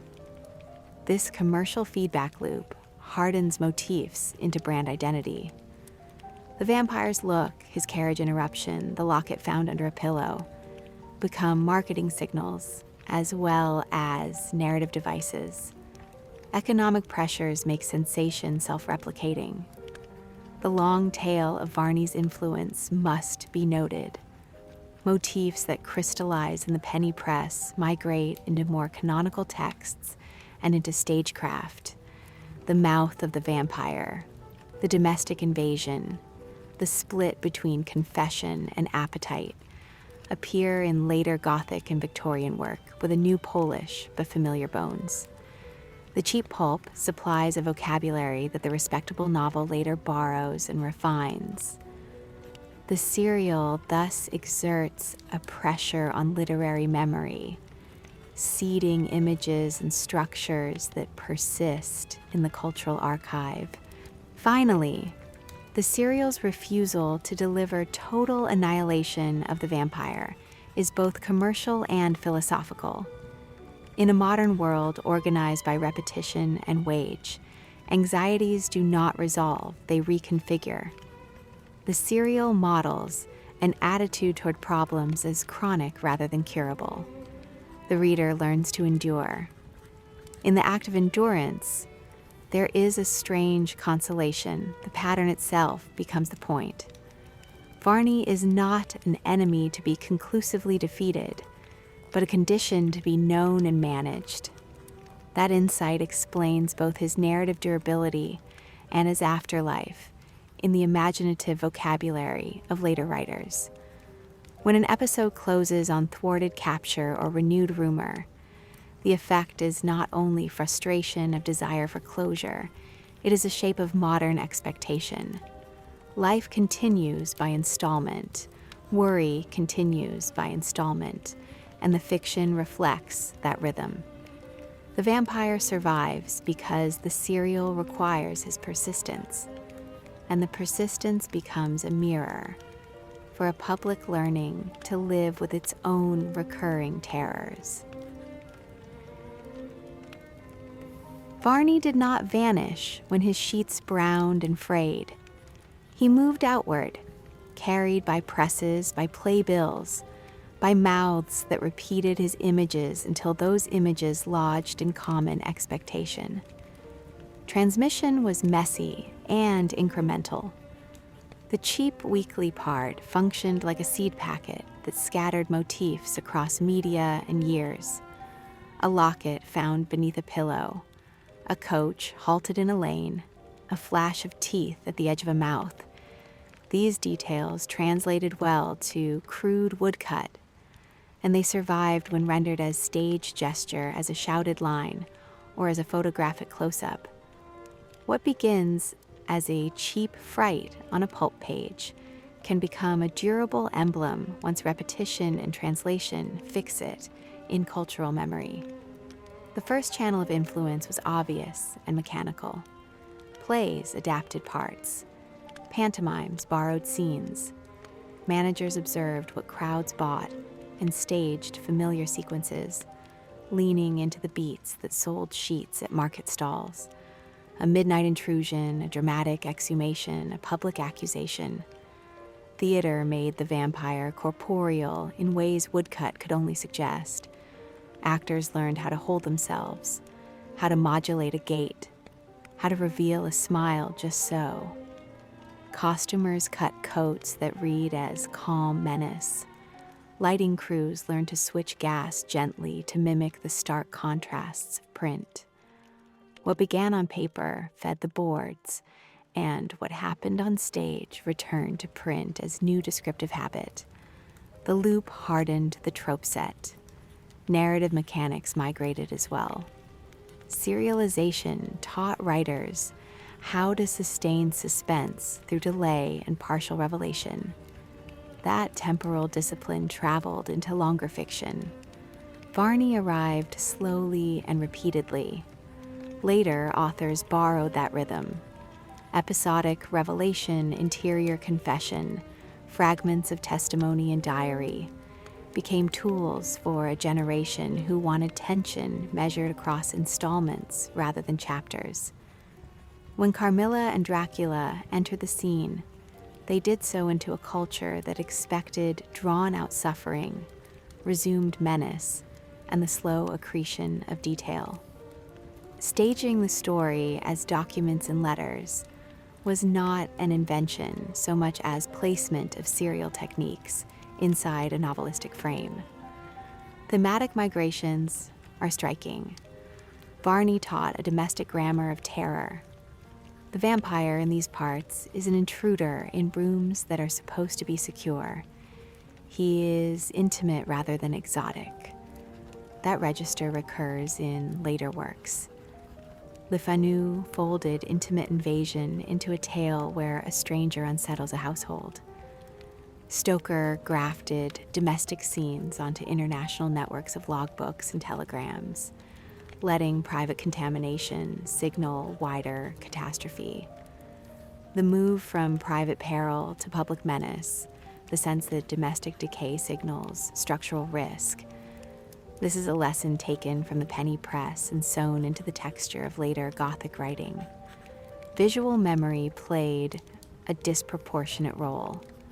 Woodcut faces reprinted across issues and sewn into playbills became visual primitives that later illustrators and stage designers recognized immediately. The vampire's grammar consolidated around a small toolbox, a gaunt cheek, a fixed stare, a hand at the throat, and the audience could fill in the rest.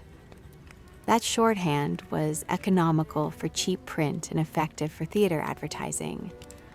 Publishers and playhouses understood that repeated exposure bred recognition, and recognition bred return custom.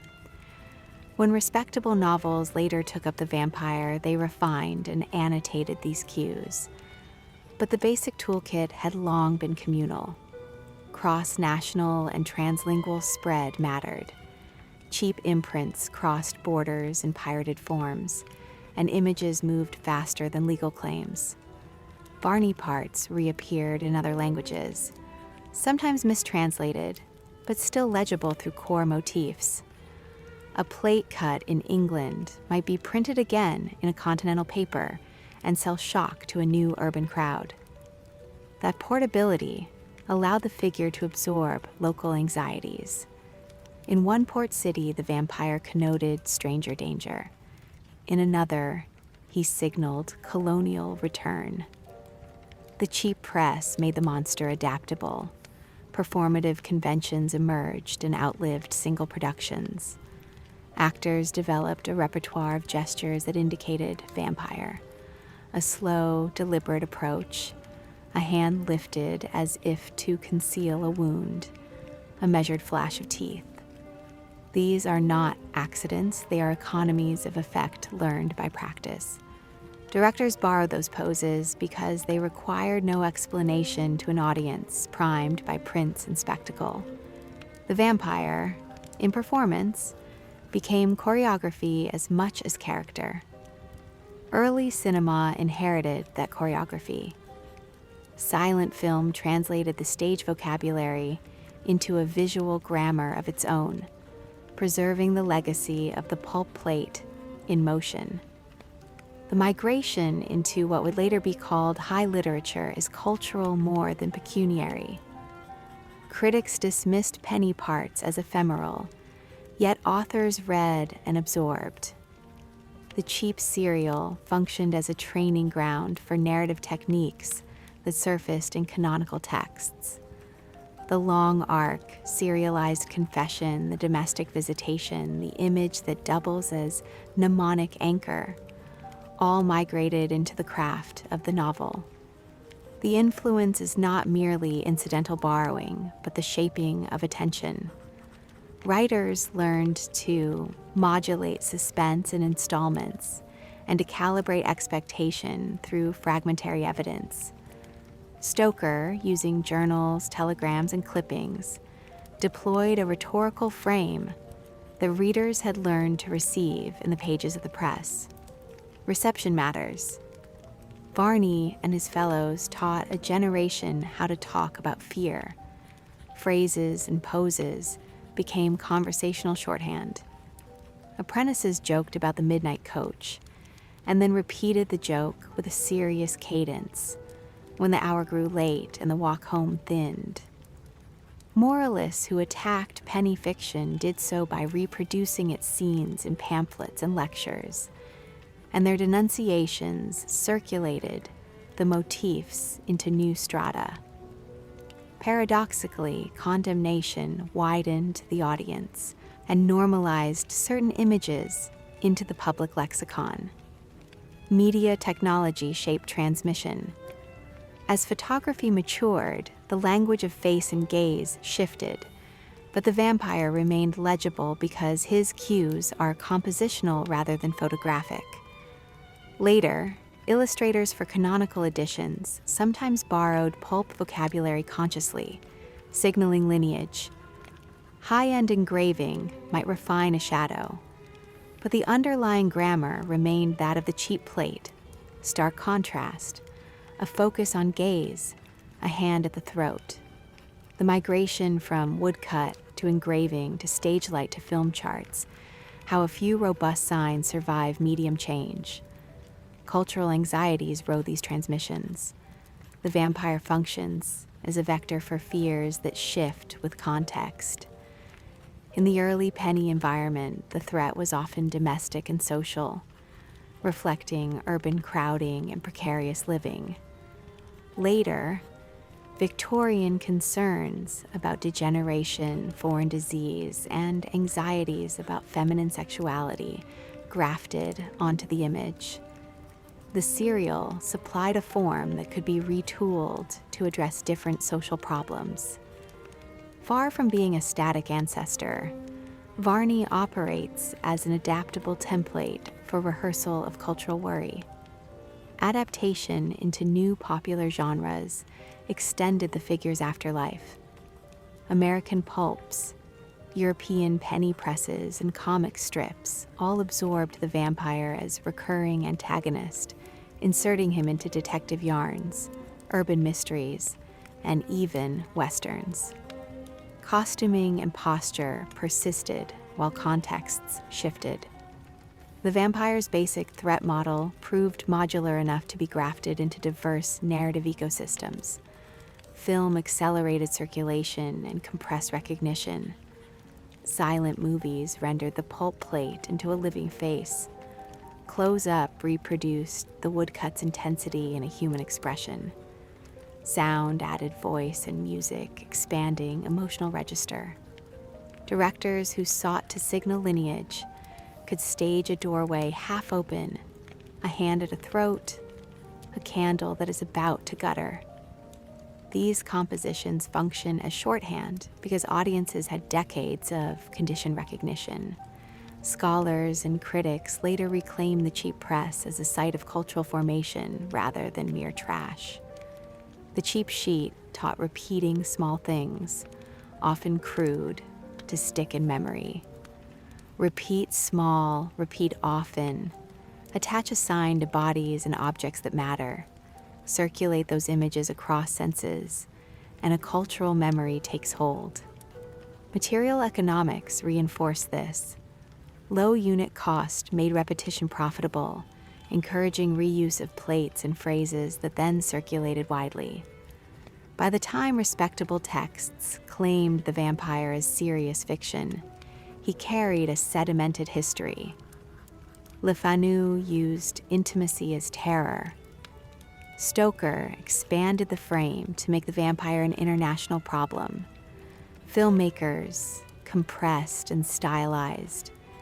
Each adaptation kept enough of the original primer to remain legible, but added refinements that reflected new media and anxieties. Transmission changed the transmitted. Components shifted valence. The locket could be legal evidence or fetish. The midnight coach could read as Gothic relic or urban omen. The confessed monster might be tragic or irredeemable depending on the frame applied. That modularity explains longevity. A culture that circulates modular signs can reuse them for new problems. When 20th century anxieties about disease, war, or migration demanded symbolic forms, the vampire supplied a ready bank of images. Late 20th century media stylized the archetype for film, television, and merchandise, using the same core motifs. The cheap press taught a procedural method of making signs stick. Transmission turned influence into tradition.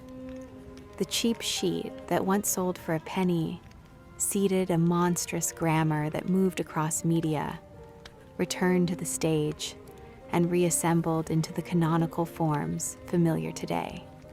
Varney's afterlife is both consequence and method. The circulation mechanisms that produced him also taught audiences how to receive and reuse him. And that is how a pulp monster became a lasting figure in modern imagination. Gaslight changes the vampire. On the page, fear arrives through accumulation, through repetition and delay, through the slow recognition of a pattern returning at the bedside or in the lane. On the stage, fear must arrive in the body. It must be seen, heard, and felt at once, and the penny vampire adapts accordingly. When Varney crosses from paper into performance, he does not shrink. He condenses. The long serial becomes a sequence of charged moments, each designed to strike the eye and hold it. Cheap theaters across Britain proved fertile ground. These were spaces built for sensation rather than refinement. Narrow stages, shallow sets, painted backdrops, reused until the canvas thinned. Gas lamps hissed overhead, throwing uneven light that exaggerated cheekbones and deepened eye sockets. This environment favored the vampire instinctively, a figure that thrived on contrast, on half illumination and withheld detail, found a home where darkness was a practical necessity rather than an artistic choice. Stage adaptations lifted scenes directly from the serial. The midnight bedroom visitation became a tableau. Curtains drawn, bed angled to face the audience, lamp turned low. The actor playing the vampire learned to pause at the threshold, letting silence do the work that prose had once carried. The audience leaned forward. The effect relied less on surprise than on anticipation. The crowd already knew what the figure meant. Recognition replaced explanation. Costume simplified identity. A dark coat cut long enough to sway when walking. A high collar to frame the face. Gloves to control gesture and hide the hands until the moment required. These choices were not ornamental, they were functional. They allowed the actor to signal menace with minimal movement. A turn of the head, a stillness that felt intentional. Theater rewarded economy, and the vampire became a study in restrained motion. Gesture mattered more than speech. Dialogue could be lost to acoustics or swallowed by the room. What traveled was posture, the forward lean, the fixed gaze held too long, the controlled approach that ignored the frantic movement of others. These gestures passed from one actor to another, from one theater to the next. A vocabulary formed. To play the vampire was to inherit a set of physical habits that audiences learned to read instinctively. Lighting amplified these habits. Gaslight could be raised or dimmed quickly, plunging the stage into near darkness and then restoring form. This allowed the vampire to appear and disappear without machinery. A figure could stand unseen until the light returned, and the audience would swear he had arrived from nowhere. This technique echoed the woodcut logic of stark contrast. Bright face against dark field. The stage learned from the page. Public reaction shaped performance. Audiences were loud. They hissed villains, shouted warnings, laughed at moments of excess. The vampire had to dominate that noise. Actors learned to wait out the crowd, to hold a pose until the room settled.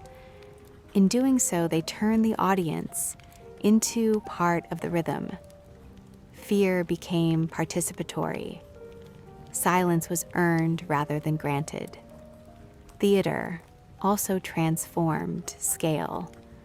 What had been intimate on the page became communal in performance. A bedroom scene now unfolded before hundreds. Panic spread not from character to character, but from row to row. The vampire fed on collective attention. Each gasp confirmed his power. Each shout acknowledged his hold over the room. The fear was no longer private. It was social. Melodrama intensified moral contrast. Supporting characters became clearer types. The innocent victim, the skeptical authority, the righteous protector. Against these figures, the vampire sharpened. His ambiguity narrowed.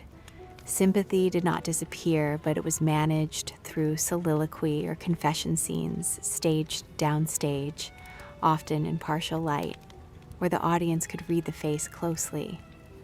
These moments preserved the serial habit of intimacy within the public spectacle. Stage machinery extended the myth. Trapdoors allowed sudden exits. Painted ruins and crypts provided depth where none existed. Smoke and powder suggested decay and corruption. None of this was subtle, but subtlety was not the aim. The aim was memorability. A child leaving the theater needed only a few images to carry home. The long coat, the stare, the moment when the light dropped and rose again to reveal the vampire closer than before. Reviews from the period reveal anxiety alongside enthusiasm. Critics complained of excess, of corrupting influence, of young audiences thrilled by monstrous figures. Yet those same reviews describe packed houses and repeated performances. Theater managers responded accordingly. Successful scenes were extended. Applause dictated pacing. The vampire became a reliable draw, a figure that guaranteed attendance regardless of critical scorn. The stage also accelerated standardization. Where the serial could wander, performance required consistency. A vampire who looked and moved differently each night confused audiences. Thus, a recognizable type solidified. This type moved easily into later media. When early film sought a vampire, it borrowed from the stage, the posture, the costume, the controlled stillness. Cinema did not invent the vampire image, it inherited it. Performance altered the relationship between fear and time. On the page, dread stretched across weeks. On the stage, it unfolded in hours. The compression heightened intensity. Scenes that had once been separated by installments now followed each other in quick succession. This density produced a different emotional arc, less lingering unease, more immediate shock. Both forms fed the same appetite through different rhythms. Theater also democratized access. Not everyone read the serials. Many experienced the vampire first through performance. For them, the stage version became definitive. Later encounters with the printed text felt like expansions or explanations of something already known. This reversal matters. Influence did not flow only from page to stage. It looped. Performances reshaped how readers imagined scenes when they returned to the text. By the end of the century, the vampire had become a fixture of popular performance. His presence signaled a certain promise, sensation, darkness, moral tension staged as spectacle. The cheap theater had taught audiences how to see him. That training endured. Even when the venues changed, when gaslight gave way to electricity and painted flats to moving images, the grammar held. The vampire learned how to stand before a crowd and be recognized instantly. He learned how to command silence, how to survive noise, how to make stillness frightening. In doing so, he crossed a threshold. He ceased to belong only to the page. He became a public body, shaped by repetition and performance, ready to be carried forward into every new medium that followed. The page survives when the paper does not. In an archive drawer, a brittle sheet rests under glass. The ink has softened to brown. The edges are torn where a reader once folded the story into a pocket. In the corner, a dark thumbprint stains the margin, pressed there long ago by a hand that paused mid-sentence. Print and body met in that mark. Cheap paper absorbed fear, habit, and touch, and carried them forward when the night itself passed. Varney belonged to an economy that prized circulation over permanence. He was printed fast, sold cheaply, read hard, and discarded without ceremony. Yet the rhythms that produced him proved durable. The serial taught a public how to live with recurring unease, how to expect threats that returned rather than resolved. Each weekly appearance trained attention. Lamps were trimmed earlier. Doors were checked twice. The ordinary world learned to hold a shadow inside itself. Low art seeded high memory. What began as sensation hardened into grammar. Domestic invasion, delayed revelation, sympathetic monstrosity. These were not refined inventions, but working tools shaped by market pressure and repetition. Later, writers polished them. Later stages and screens amplified them. But the core remained unchanged, a creature built to survive circulation. Gaslight meets lamplight here, not as a contrast, but as a continuum. Hearth glow gives way to street flare. Private reading gives way to public spectacle. The vampire moves easily across both because he was formed at their junction. He is neither wholly intimate nor wholly theatrical. He belongs to the space where crowds gather and homes feel exposed. When the sheet finally crumbles, the pattern does not.